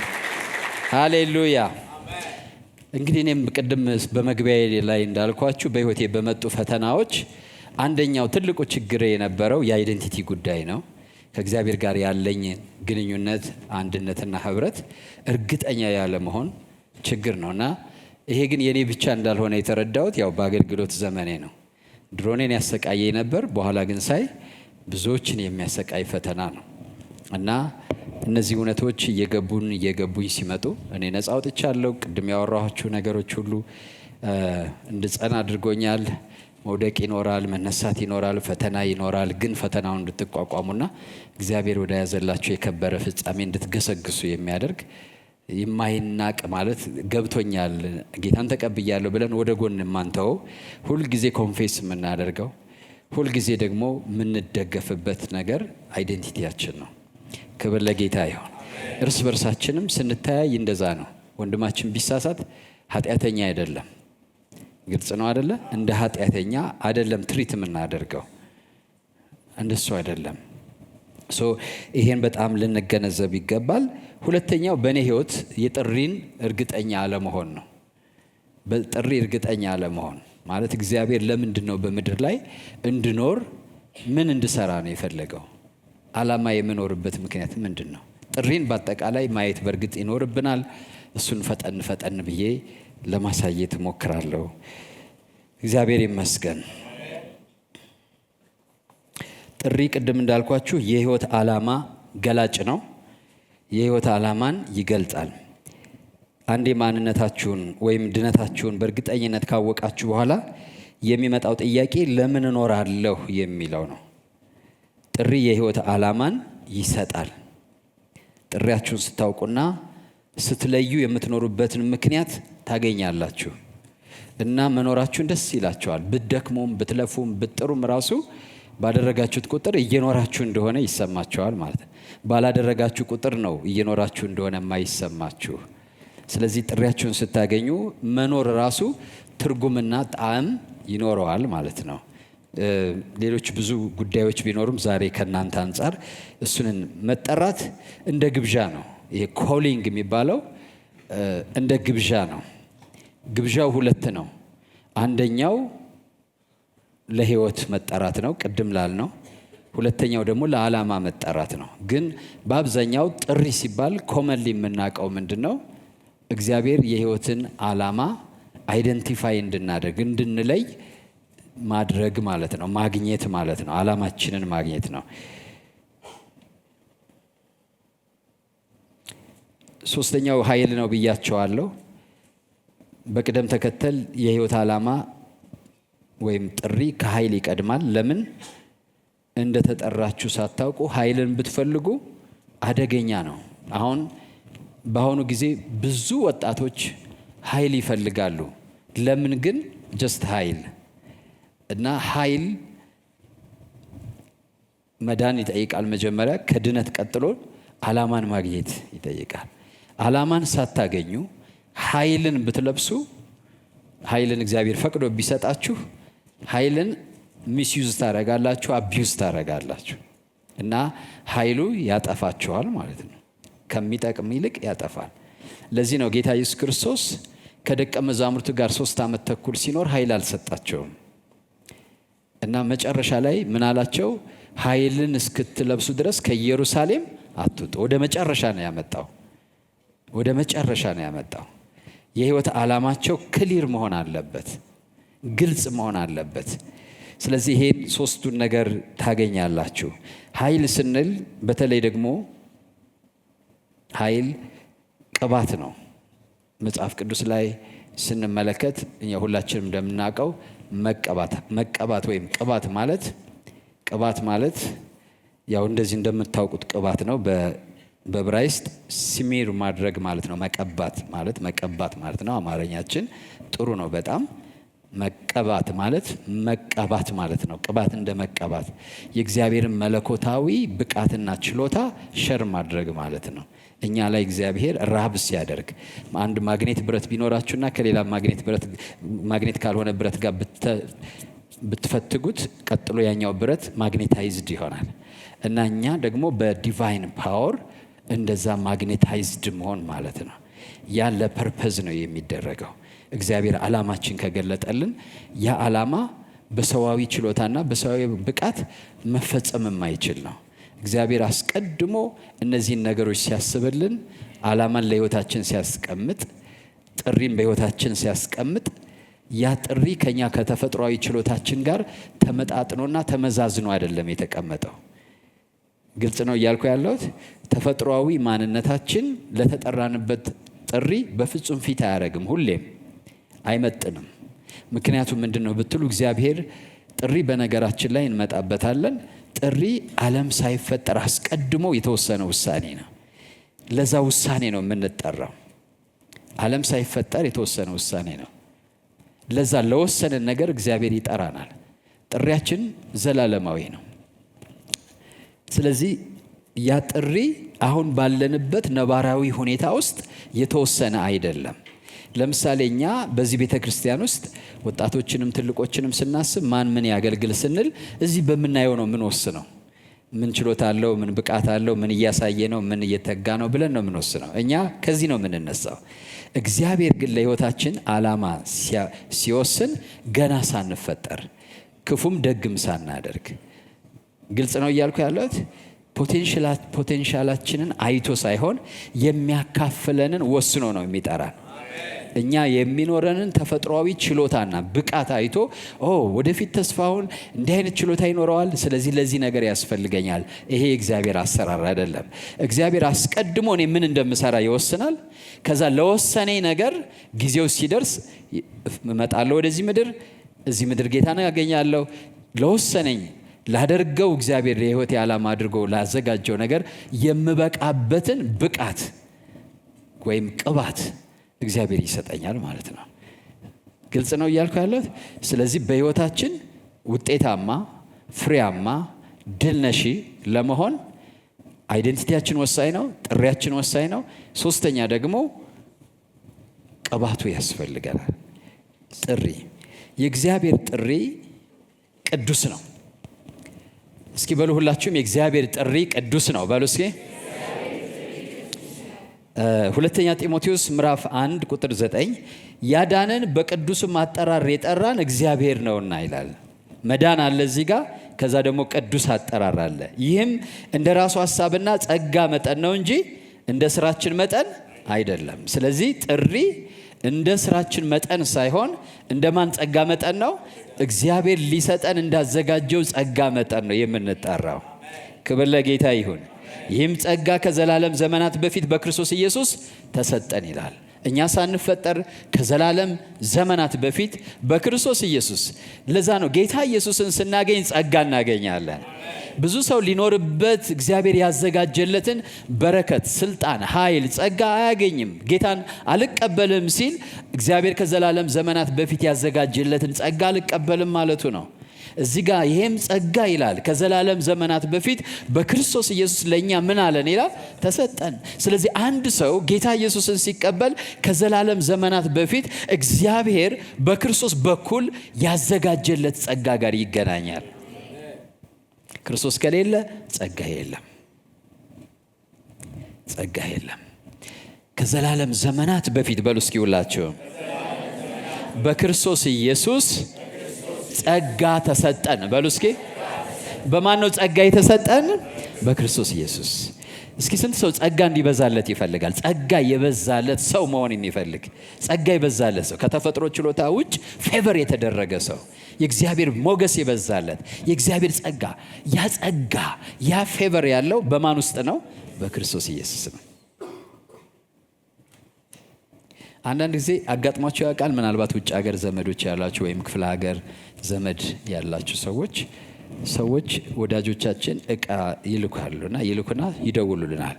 እንትና የሚባል ሰው ስለሚመጣ በሱ በኩል ልኬልሃለሁ ትባላላችሁ።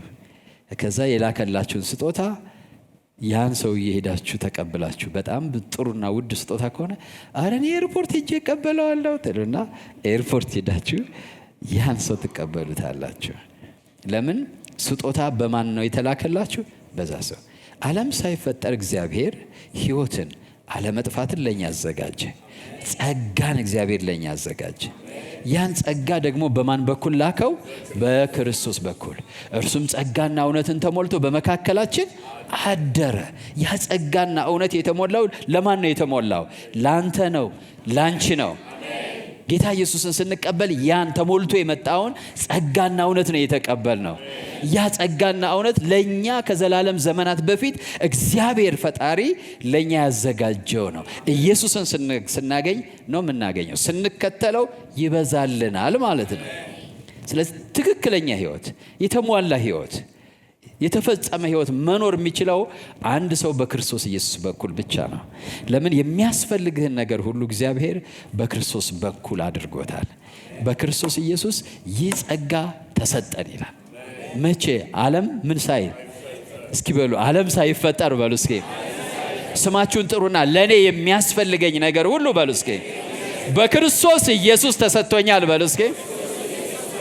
ሃሌሉያ። በቃ ለጥሪ ለህይወትም ለጥሪም የሚያስፈልግህ ጌታ ኢየሱስን ስትቀበለው የእግዚአብሔር ልጅ ሆንክ። ለጥሪ የሚያስፈልግህ ኢየሱስን አሁንም ስትከተለው ያ የጥሪ ጸጋ ይገለጣል ማለት ነው። ጌታ ስሙ ይባረክ። ስለዚህ እዚህ ላይ ሐዋርያው ጳውሎስ ያዳነን በቅዱስ አጠራር ይላል። አጠራሩ ጥሪው ራሱ ምንድነው ይላል? ቅዱስ። ጌታ ስሙ ይባረክ። ጥሪው ምንድነው? ቅዱስ። ቅዱስ ቅዱስ ነው ጥሪው። ቅዱስ ጥሪ ስንል ምን ማለታችን መሰላችሁ? ገና ሳንወለድ ገና መልካም ነገር ለመስራት ሳናስብ ክፉም ሳናደርግ ክርስቶስ ገና ሳናውቀው በፊት እግዚአብሔር በሕይወታችን ላይ የወሰነው ውሳኔ፣ ጥሪው ወደዛ ውሳኔ ነው። ጥሪው ወደዛ ሀብት ነው። ጥሪው ወደዛ ዓላማ ነው። ክብር ለጌታ ይሁን። አትደናገጡ። እሺ፣ በህይወት ዘመናችሁ ማትናወጡት ይሄ ሲገባችሁ ነው። ጥሬ ዘላለማዊ ነው። ጥሬ እኔ ገና ሳልወለድ ክፉ ደግ ሳላደርግ ኤቢሲዲ ሳልማር ጌታ ስሙ ይባረክ በዘላለም አምላክ በዘላለም ውስጥ የተወሰነ ነው። ይሄ ከገባኝ ዲያብሎስ መጥቶ አያናውጠኝም። ተጠርተሻል አልተጠራሽም ምናምን እያለ አያደናግርም። አሜን። እግዚአብሔር ዓለም ሳይፈጠር አስቀድሞ በክርስቶስ ኢየሱስ የወሰነው ውሳኔ ነው። የማይሻር ማለት ነው። ክብር ለጌታ ይሁን። ከኔ ማንነት ጋር የተገናኘ አይደለም። ክብር ለስሙ ይሁን። ስለዚህ ይህ ጥሪ ቅዱስ ነው። ይህ ጥሪ ዓላማ ያለው ነው። በጸጋ ላይ የተመሰረተ ነው። መነሻው ዘላለማዊ ነው፣ ወይም በዘላለም ውስጥ የነበረ ነው። እዛ ክፍል ላይ የምታዩት እሱን ነው። የመለወጥ ኃይል ያለው ነው። እኛን ይለውጠናል። ጌታ ስሙ ይባረክ። ጥሪው ባህሪው እንደዛ ነው። እግዚአብሔር ያዳነን ለአንድ ዓላማ ነው ማለት ነው። He saved us unto something። ለሆነ ነገር ነው ያዳነን። ጌታ ስሙ ይባረክ። ይሄን ማወቃችን የክርስትና ጉዞአችን መሰረት ነው። ለሆነ ነገር አድኖናል። አሜን ነው። ስለዚህ መዳን የድነት ጥሪ ማለት ነው። የጥሪ መሰረት ነው። የዋናው የዓላማ ጥሪ መሰረት ነው። ስለዚህም እግዚአብሔር ሳይልከን ገና የሆነ ነገር አድርጉ ሳይለን አስቀድሞ አድኖናል። ቅድም እንዳል ነው። ለምሳሌ ሙሴን እግዚአብሔር አስቀድሞ አዳነው። ኢሳያስን አስቀድሞ አነጻው። ጳውሎስን አስቀድሞ ተገናኘው። ጴጥሮስን አስቀድሞ ጠራው። ከዛ በኋላ ላካቸው። ወደ ጥሪያችን ከመሄዳችን በፊት ቅድም እንዳልኳችሁ መዳናችን ይቀድማል። ከዛ በኋላ ግን ይሄ ቅዱስ ጥሪ በሕይወታችን ይገለጣል። ስለዚህ የጥሪው ባህሪ ቅዱስ ነው። እስኪ በሉ ምን ማለት ነው? የተለየ፣ ንጹህ፣ ከእግዚአብሔር የመነጨ፣ በእግዚአብሔር የተያዘ ማለት ነው። እኔና እናንተ የተጠራንበት ስኖት ቮለንቴር ማድረግ አይደለም። ይሄ ጥሪ እኛ እሺ ስላለን እኛ እንዲያው በቃ ልክ እንደ ቀበሌ ስራ ልክ እንደ ድር ስራ አይደለም። በእግዚአብሔር ዘንድ በዘላለም የነበረ ነው። አሜን ነው። ጌታ ስሙ የተባረከ ይሁን። እኛ እንደው ደስ ስላለን የምናደርገው ሳይሆን ልናገኘው የሚገባ ነው ጥሪ። we have to discover it። ቮለንቴር የምናደርገው ሳይሆን ዲስከቨር የምናደርገው ነው። አሜን ነው። ጥሩ ስጦታ አለኝ በዚህ ቤተክርስቲያንም ባገለግል ነው እንደሱ መቅረት አለበት። ጥሬ ነው። ይሄን እንዳገለግል እግዚአብሔር አስቀድሞ ምን ብሎኛል? ወስኖኛል። ጌታ ስሙ የተባረከ ይሁን። ጥሪው ደግሞ ምንድነው? ቅዱስ ነው፣ የተለየ ነው፣ ንጹህ ነው፣ ከእግዚአብሔር የመነጨ ነው፣ በእግዚአብሔር የተያዘ ነው። ጥሪውን ቅዱስ የሚያደርገው ምንድነው ብላችሁ ብትጠይቁ እዚህ እንዳልኩት አንደኛው ምንጩ ነው። የመነጨው ከእግዚአብሔር ነው፣ ማለትም ሰማያዊ ነው፣ ዘላለማዊ ነው፣ በእግዚአብሔር አስቀድሞ ውሳኔ ላይ የተመሰረተ ነው። ሮሜ 8:30 ላይ አስቀድሞ የወሰናቸውን እነዚህን ደግሞ ምን አላቸው ይላል? ጠራቸው። እስኪ በሉ ሁላችሁም አስቀድሞ የወሰናቸውን እነዚህን ደግሞ ምን አደረጋቸው? እኛ ድንግርግር ሊለን ይችላል፣ እንዲያው ችሎታ ምናምን ይመስለናል እንጂ አስቀድሞ እግዚአብሔር ምን አድርጎናል ማለት ነው? ወስኖናል። ከዛ ጊዜው ሲደርስ ደግሞ ይጠራናል ማለት ነው። ክብር ለጌታ ይሁን። ስለዚህ ጥሪ የሚባለው ነገር ያስቀድሞ የእግዚአብሔር ምንድነው? ውሳኔ ውጤት ነው። ጌታ ስሙ ይባረክ። እኛ ምላሽ መስጠት ነው የሚጠበቅብን። እሺ ማለት እነሆይ ማለት ነው። ግን ጥሪ እኛ ሜክ ያደረግነው ነገር ስላልሆነ ፌል አያደርግም። ጌታ ይመስገን። ጌታ ስሙ የተባረከ ይሁን። የሚሰረዝ ነገር አይደለም። በኢተርኒቲ ውስጥ የተፈጸመ ነገር ነው። ባንተ ያሁን ጊዜ ያንተ ኮንዲሽን ምክንያት ከፍና ዝቅ አይልም። ሃሌሉያ። የኔ ኮንዲሽን አይቀይረውም። በሉስኬ የተጠራጠርክ ጊዜ እግዚአብሔር ጥሪውን አይሰርዝብህም። ያመንክ ጊዜ እግዚአብሔር አያጸናልህም። አስቀድሞ የወሰናቸውን እነሱን ደግሞ ምን አደረጋቸው ይላል? ጠራቸው። የጥሪ መሰረቱ የእግዚአብሔር ያስቀድሞ ምንድነው? ውሳኔ ነው። በቃ ክብር ለጌታ ይሁን። ስለዚህ በእኔ ላይ የተመሰረተ ነው አይደለም። በእኔ ሁኔታ ላይ የተመሰረተ ነው አይደለም። ለዛ እኮ ነው ጌታ ኢየሱስ ክርስቶስ ኮንፊደንስ ሲሰጣቸው ምን አለ? እኔ መረጥኳችሁ እንጂ እናንተ አልመረጣችሁኝም። ቺራፕ ማለት ነው። አትደንግጡ፣ አይዟችሁ ማለት ነው። በቃ ማለት እኮ ነው። እየሰማችሁ ነው ወይ? ነገ ጴጥሮስ ሊክደው ነው። ግን የመረጠው ማን ነው? ራሱ ነው። ጴጥሮስ መርጦት ቢሆን ኖሮ አደጋ ነበረው። ግን እግዚአብሔር የመረጠው ጴጥሮስን አስቀድሞ ወስኖ ነው። አስቀድሞ የወሰናቸውን እነሱን ደግሞ ምን አደረጋቸው? ጠራቸው። ጥሪ በሕይወታችሁ አለ። ያልተጠራ ሰው የለም። ለመጠራታችሁ ምልክቱ ልባችሁ በእግዚአብሔር ጸጋ ተነክቶ ጌታን ለመቀበል ፈቃደኛ መሆናችሁ ነው። በቃ that's all። የእግዚአብሔር ልጆች የሆናችሁ ሁሉ የዛ ጥሪ በሕይወታችሁ አለ። ያ ጥሪ ሰማያዊ ነው፣ ዘላለማዊ ነው። በእናንተ ኮንዲሽን ውስጥ የተከናወነ አይደለም። የእናንተ አቋም ታይቶ አይደለም የተጠራችሁት። የእናንተ የትምህርት መረጃ ታይቶ አይደለም የተጠራችሁት። የእናንተ ችሎታ ታይቶ አይደለም የተጠራችሁት። እግዚአብሔር አስቀድሞ ወሰነ፣ ከዛ ጠራ። ለጠራው ነገር ደግሞ ምን ያደርጋል? እግዚአብሔር ጸጋን ይሰጣል። ጌታ ይመስገን። ብቃትን ይሰጣል። ኳሊፋይድ የሆኑትን አይጠራም፣ ግን ለጥሪው ግን ሰዎችን ኳሊፋይ ያደርጋቸዋል። በቃ ስለዚህ ዲያብሎስ በቃ ተመታ ማለት ነው። በስራችሁ ነው ሌላ ጊዜ የሚከሳችሁ፣ በአገልግሎታችሁ ይከሳችኋል። መጠራታችሁ እርግጠኛ ስትሆኑ ልክ እንደ ልጅነታችሁ ድል በሕይወታችሁ መምጣት ይጀምራል። ይሁላችሁ እውነቴን እኮ ነው። ጀስት ላይክ እንደ ማጂክ ነው። ልክ እግዚአብሔር ጠርቶኛል፣ ይሄን እኮ ስራ የምሰራው ማን ስለጠራኝ ነው? እግዚአብሔር ስለጠራኝ ነው። እግዚአብሔር ስላሰማራኝ ነው ወጥቼ የማገለግለው የሚል እምነት በውስጣችሁ ሲጀምር ያኔ ከሰዋዊ ነገር ወደ ዲቫይን ነገር ተሸጋገራላችሁ። ያ የምታደርጉት ነገር ከሰዋዊነት ይወጣል ማለት ነው። ጥሪያችሁ ላይ አላችሁ፣ እውቅና ሰጥታችሁታል። ከዛ በኋላ በጥሪያችሁ ውስጥ የተወሰነው ነገር መለቀቅ ይጀምራል።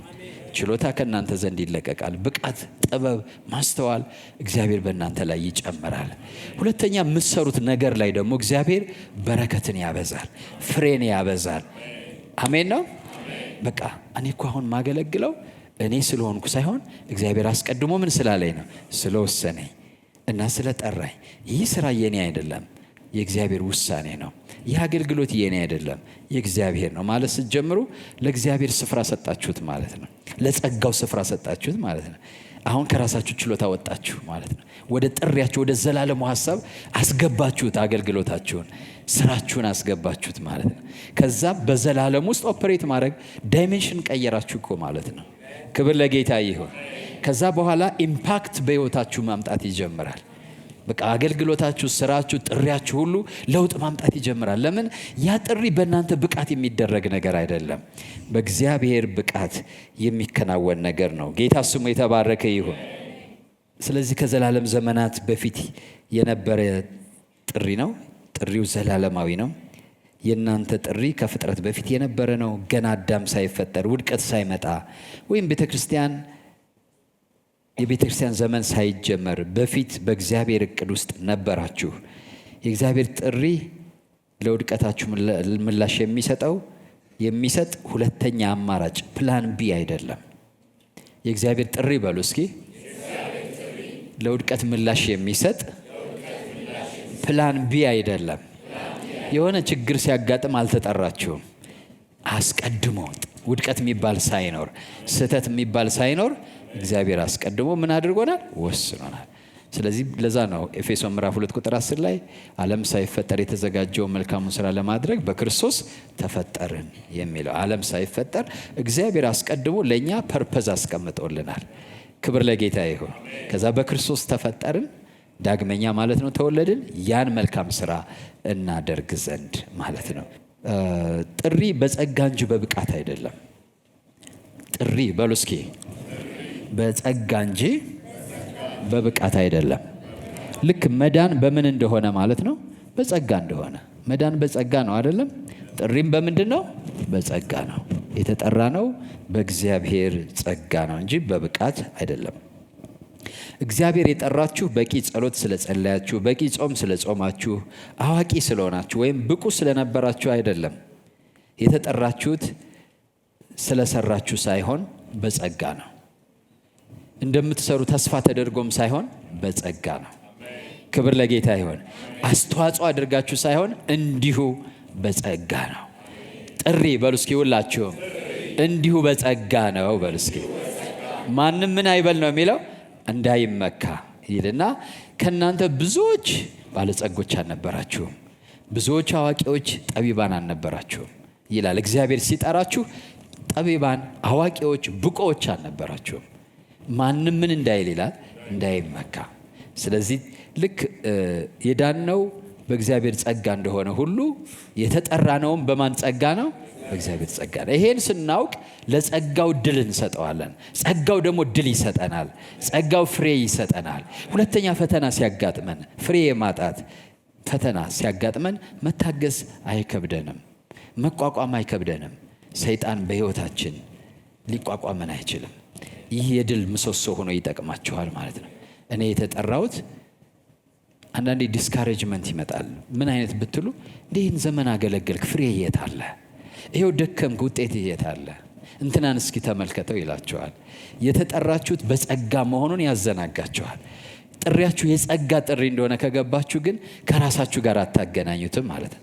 እግዚአብሔር እንዲሁ በጸጋ ለዚህ ዓላማ ጠርቶኛል። ክብር ለጌታ ይሁን። የኔ ድርሻ መገኘት ነው። ኳሊፋይ ማድረግ የሱ ድርሻ ነው። ውጤት መስጠት የሱ ድርሻ ነው። እንዲህ መሆኑ ጥሪ የሌለኝ ሰው መሆኑን ማረጋገጫ አይደለም። ጌታ ጠርቶኛል። ጌታ ስሙ የተባረከ ይሁን። ኢየሱስ ክርስቶስን ማንም ሰው ዲስካሬጅ ማድረግ አልቻለም። መልካም ሲመሰክሩለትም አይሞቀውም። በጣም ደግሞ ዲስሪስፔክት ሲያደርጉት፣ ብሊትል ሲያደርጉትም፣ ማንኳሰስ ሲሞክሩም እናንተ መሰከራችሁ አልመሰከራችሁ አይ ዶንት ኬር አይነት ነገር ነው የሚለው። እኔ የሚመሰክርልኝ አንድ ነው፣ እርሱም እናንተ የማታውቁት ነው ይላል። ጌታ ስሙ የተባረከ ይሁን። ምን ማለት ነው? በመላኬ እርግጠኛ ነኝ። ጌታ ስሙ የተባረከ ይሁን እንጂ ሁሉ ጥለውት ሲሄዱ የኪሳራ ሊሰማው ይችል ነበር። አልተሰማውም። በምድር ላይ ልሰራው የሰጠኸኝን ስራ ፈጽሜ ምን አደረግኩ አለ? አከበርኩ አለ። በጥሪው እርግጠኛ። አንድ የሚመሰክርልኝ አለ፣ ማንም እንዲመሰክርልኝ አልፈልግም አለ። እርሱም እናንተ የማታውቁት ነው አለ። ጌታ ስሙ የተባረከ ይሁን። ስለዚህ ኢየሱስ ክርስቶስ የቦልድነሱ ፈተናን የመቋቋሙ ሌላው ሚስጥር ምንድነው ብትሉ ለምን እንደተላከ ገብቶታል። እኔ ይሄን የዛሬ 10 ምናምን ዓመት አካባቢ አንድ መጽሐፍ ትልቅ የእግዚአብሔር ሰው መጽሐፍ ሳነብ አገኘሁት። ኢየሱስ ይላል እንደተጠራ እግዚአብሔር እንደላከው ማንም እንዲመሰክርለት አይጠብቅም ነበር ይላል። እርግጠኛ ስለነበረ ከዛ ማንም ሳይመሰክርለት ነው ብድግ ብሎ የጌታ የእግዚአብሔር መንፈስ በእኔ ላይ ነው ለድሆች ምስራችሁን ሰብክ ዘንድ ምን ብሎኛልና አሁን እንደዚህ ብትሉ ይሄ ምናምን ነው የሚላችሁ። ገና ተቀብቻለሁ ስትሉ ሰው ራሱ የሥራ ውጤት ስለሚመስለው ይናደድባቸዋል። ማንኝ ብሎ ነው ተቀባው የሚለው? መቀባት እኮ የእግዚአብሔር የጸጋ ስጦታ ነው ወገኖች። ለተጠራችሁለት ጥሪ እግዚአብሔር በነፃ ጠርቷችሁ በነፃ ይቀባችኋል። ክብር ለጌታ ይሁን። እስኪ ተነጋገሩ እርስ በርሳችሁ። በጸጋ ጠርቶ በሉ እስኪ በጸጋ ይቀባሃል። ተነጋገሩ። በጸጋ ጠርቶህ በሉ በጸጋ ይቀባሃል። መቀባት ራሱ በምንድን ነው? በጸጋ ነው። እንዲሁ በጸጋ ነው። እንዲሁ በነፃ ነው። ስትጠራ በነፃ፣ ስድን በነፃ፣ ስትጠራ በነፃ፣ ስትቀባም በምንድን ነው? በነፃ ነው። ስለዚህ ድኛለሁ ለማለት አታፍርም። ይህን ስትሉ ለእግዚአብሔር ስፍራ ትሰጣላችሁ። እግዚአብሔር ጠርቶኛል፣ በጥሬ ላይ ነው ያለሁት። ይሄን የማደርገው በእኔ በጎ ፈቃድ አይደለም፣ ተልኬ ነው፣ ተጠርቼ ነው ስትሉ ያኔ መንፈስ ቅዱስ ከእናንተ ጋር መስራት ይጀምራል። ስራችሁ ውጤታማ መሆን ይጀምራል። ከተፈጥሯዊ ወደ መለኮታዊ ትሻገራላችሁ። ከጊዜያዊ ወደ ዘላለማዊ ትወጣላችሁ። ከሰው ክልል ወደ መለኮት ክልል ትገባላችሁ። ስለዚህ ሰው የሚያመጣውን ውጤት ሳይሆን ጸጋ የሚያመጣውን ውጤት በሕይወታችሁ ማየት ትጀምራላችሁ። ወንድም እንትና እህት እንትና የምታመጣውን አይደለም፣ የእግዚአብሔር ጥሪ በሕይወታችሁ የሚያመጣውን ጥሪ ራሱ የሚያመጣው ነገር አለ። ጥሪ በራሱ ልክ እንደ አይዴንቲቲ ነው። ጥሪያችሁ ላይ ስትገኙ፣ ጥሪያችሁን ስታውቁ፣ ጥሪያችሁን ስትለዩ እና በጥሪያችሁ ላይ ስትቀመጡ ለጥሪያችሁ አቅራቦት አለ። ኢቭን መላእክት አሉ፣ ሀብት አለ፣ ሰው አለ። እኔ አሁን በጣም የሚገርማችሁ እንደ ምስክርነት ታውቃላችሁ፣ ሰው ሲመሰክር ራሱ ብዙ ጊዜ ሰምታችሁ ይሆናል። የሲኤም ቲቪን ፓርትነሮች ሰምታችኋቸዋል። አብዛኛው ህልም አይቼ ነው የሚለው። ሰምታችኋል? እስኪ ሰምቶ የሚያቀጁ የሚያሳይ ህልም አይቼ የዚህ ሚኒስትሪ ፓርትነር ሆንኩኝ ይላል። ህልም አይቼ ጥሪ የሚሰጣችሁ ሰዎች ናቸው እነዛ። ልክ ጥሪያችሁ ላይ ስትሆኑ ከጥሪያችሁ ጋር ኮኔክትድ የሆነ ሁሉ ህልምም ይህ መልአክም ይምራው ይመጣል ወደ እናንተ። ክብር ለጌታ ይሁን። የሚጠራው የእናንተ ተፈጥሯዊ ችሎታ ሳይሆን ጥሪያችሁ ነው የሚጠራው። የተጠራችሁለት ያ ነገር እንድትሰሩት የተላካችሁለት ያ ነገር ከሀብት ጋር ያገናኛቸዋል፣ ከሰው ጋር ያገናኛቸዋል፣ ደጆችን ይከፍትላቸዋል። በቃ ይከፍትላቸዋል። ክብር ለጌታ ይሁን። እናንተ ወጣቶች ስሙኝ፣ ይህ 3 ምሰሶ በሕይወታችሁ ካለ ነገራችሁ የቀና ይሆናል በኢየሱስ። ሃሌሉያ አሜን ነው። ዲቫይን ኮሊንግ መለኮታዊ ጥሪ በቃ ዓለም ሳይፈጠር አስቀድሞ እግዚአብሔር በክርስቶስ ኢየሱስ ያዘጋጀላቸውን ጸጋ ያስለቀቀላቸዋል። በጀት እኮ ማስለቀቅ እንደማለት ነው። ጥሪያችሁ ላይ መገኘት ስትጀምሩ በክርስቶስ የተያዘላችሁ የህይወት በጀት ይለቀቅላችሁ፣ ስቴፕ ባይ ስቴፕ ማለት ነው። ስለዚህ አንድ ያለ ጥሪው እየኳተነ ቀን እስከ ማታ እየደከመ ያለ ሰው በብዙ ድካም ማያመጣውን በጥሪያችሁ ውስጥ የሆናችሁ በሰንበት ነው። በቃ ናት ሰንበት ውስጥ ናቸው። በቃ አርፋችሁ ግን ይከናወንላችኋል። ደስ እያላችሁ ግን ይከናወንላችኋል። ሃሌሉያ።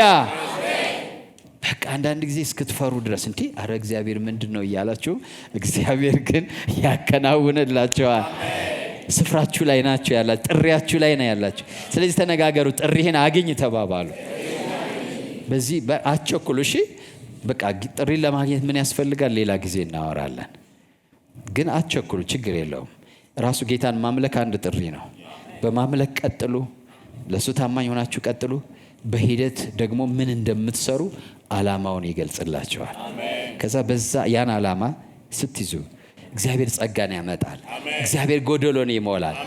ጌታ ስሙ ለዘላለም የተባረከ። ዛሬ ለአንድ ሰው ጸልያለሁ በጌታ በኢየሱስ። ያ ጸጋ ወደ ሕይወታችሁ ይምጣ በኢየሱስ።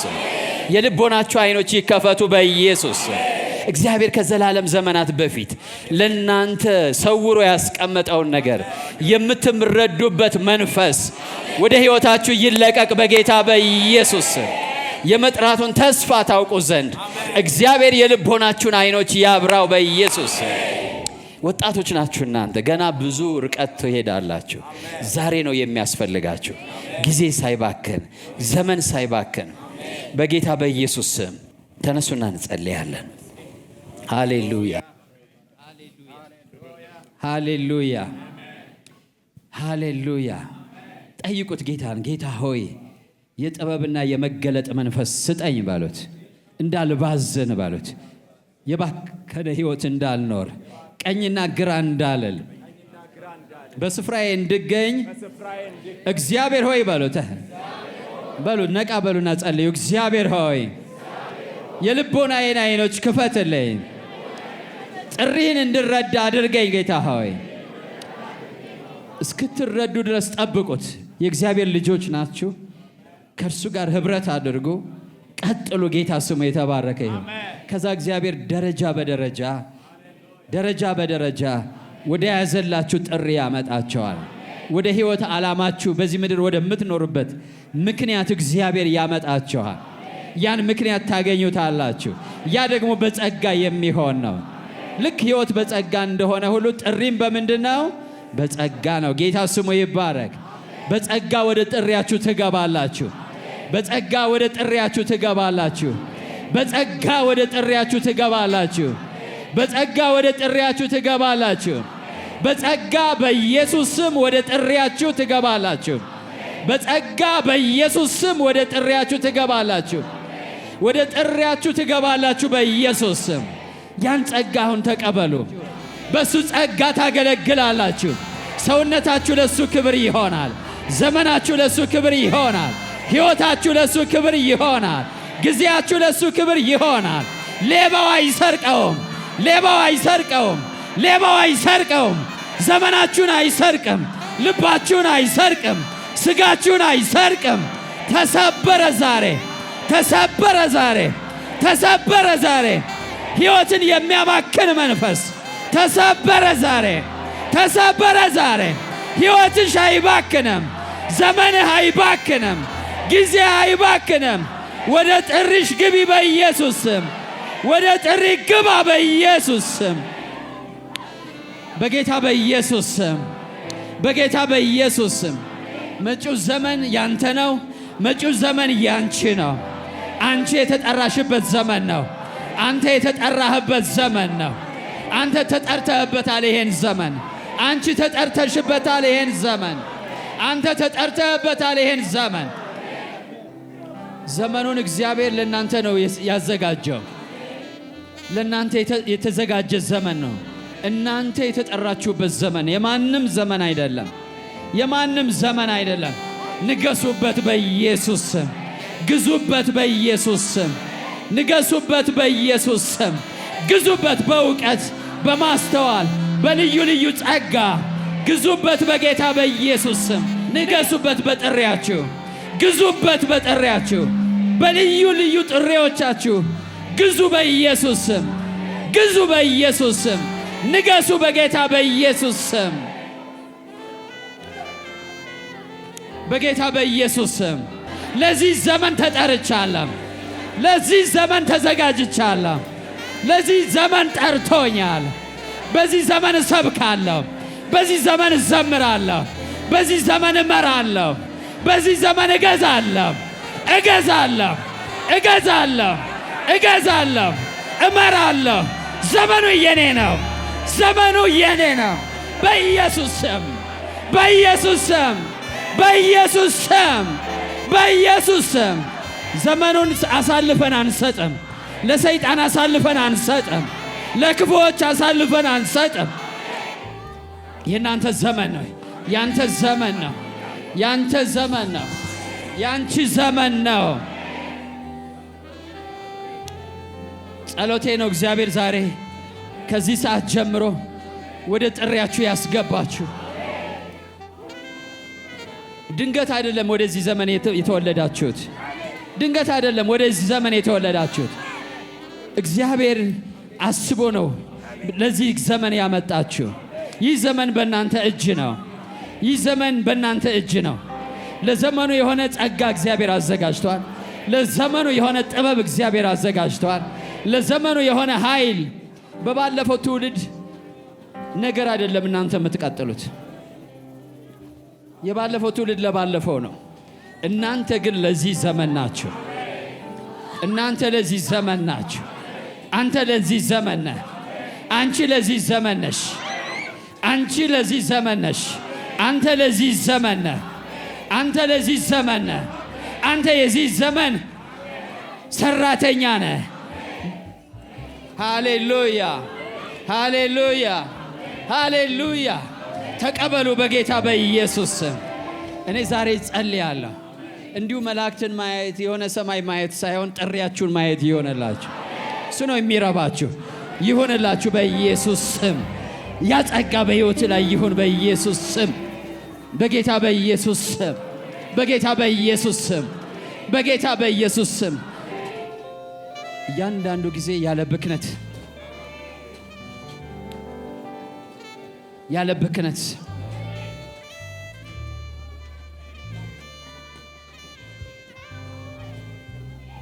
ወደ ጥሪያችሁ ግቡ በእግዚአብሔር ጸጋ። ወደ ጥሪያችሁ ግቡ በእግዚአብሔር ጸጋ። ወደ ጥሪያችሁ ግቡ በእግዚአብሔር ጸጋ። ወደ ጥሪያችሁ ግቡ በእግዚአብሔር ጸጋ። እግዚአብሔር ወደ ያዘላችሁ ክብር ግቡ በኢየሱስ ስም። ዓለም ሳይፈጠር አስቀድሞ እግዚአብሔር ወደ ወሰነላችሁ ጌታ በኢየሱስ ስም ግባ በኢየሱስ ስም። ግባ በኢየሱስ ስም። ግባ በኢየሱስ ስም። ወደ ክብር ግባ በኢየሱስ ስም። እግዚአብሔር ወደ ያዘልህ ክብር ግባ። ግቢ በጌታ በኢየሱስ ስም። እግዚአብሔር ወደ ያዘልህ ግባ። ግቢ በኢየሱስ ስም። ግባ በኢየሱስ ስም። ቅፋቱ ይነሳ። ፋዘር ስም ብሩክ ይሁን። ሃሌሉያ። ቀጣዩ ዘመን የኔ አይደለም የእናንተ ነው። የአባቶቻችሁ አይደለም የእናንተ ነው። ሃሌሉያ።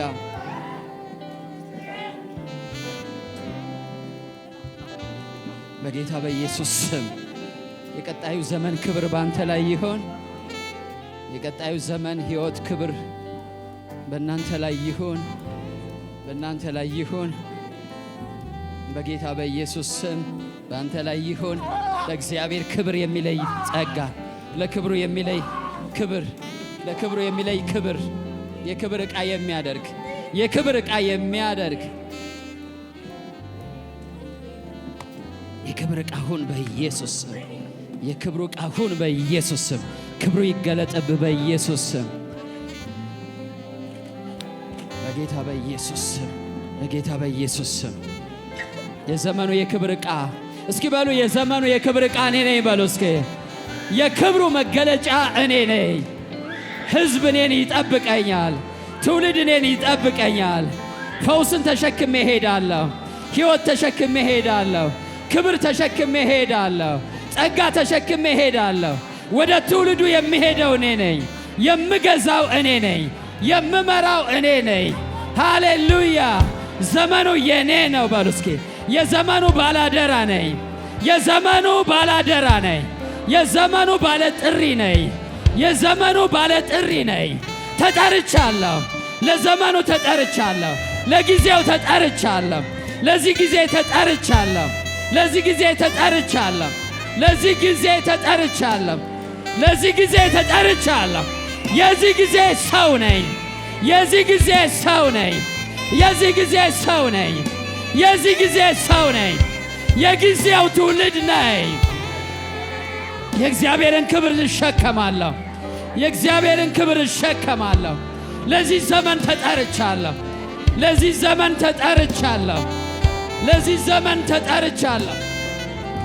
ሃሌሉያ ሃሌሉያ ሃሌሉያ ሃሌሉያ። በኢየሱስ ስም ክብሩ ይገለጥብህ። በኢየሱስ ስም ክብሩ ይገለጥብሽ። በኢየሱስ ስም ክብሩ ይገለጥብህ። የክብሩ ዕቃ፣ የምሕረቱ ዕቃ፣ የኃይሉ ዕቃ በጌታ በኢየሱስ ስም በጌታ በኢየሱስ ስም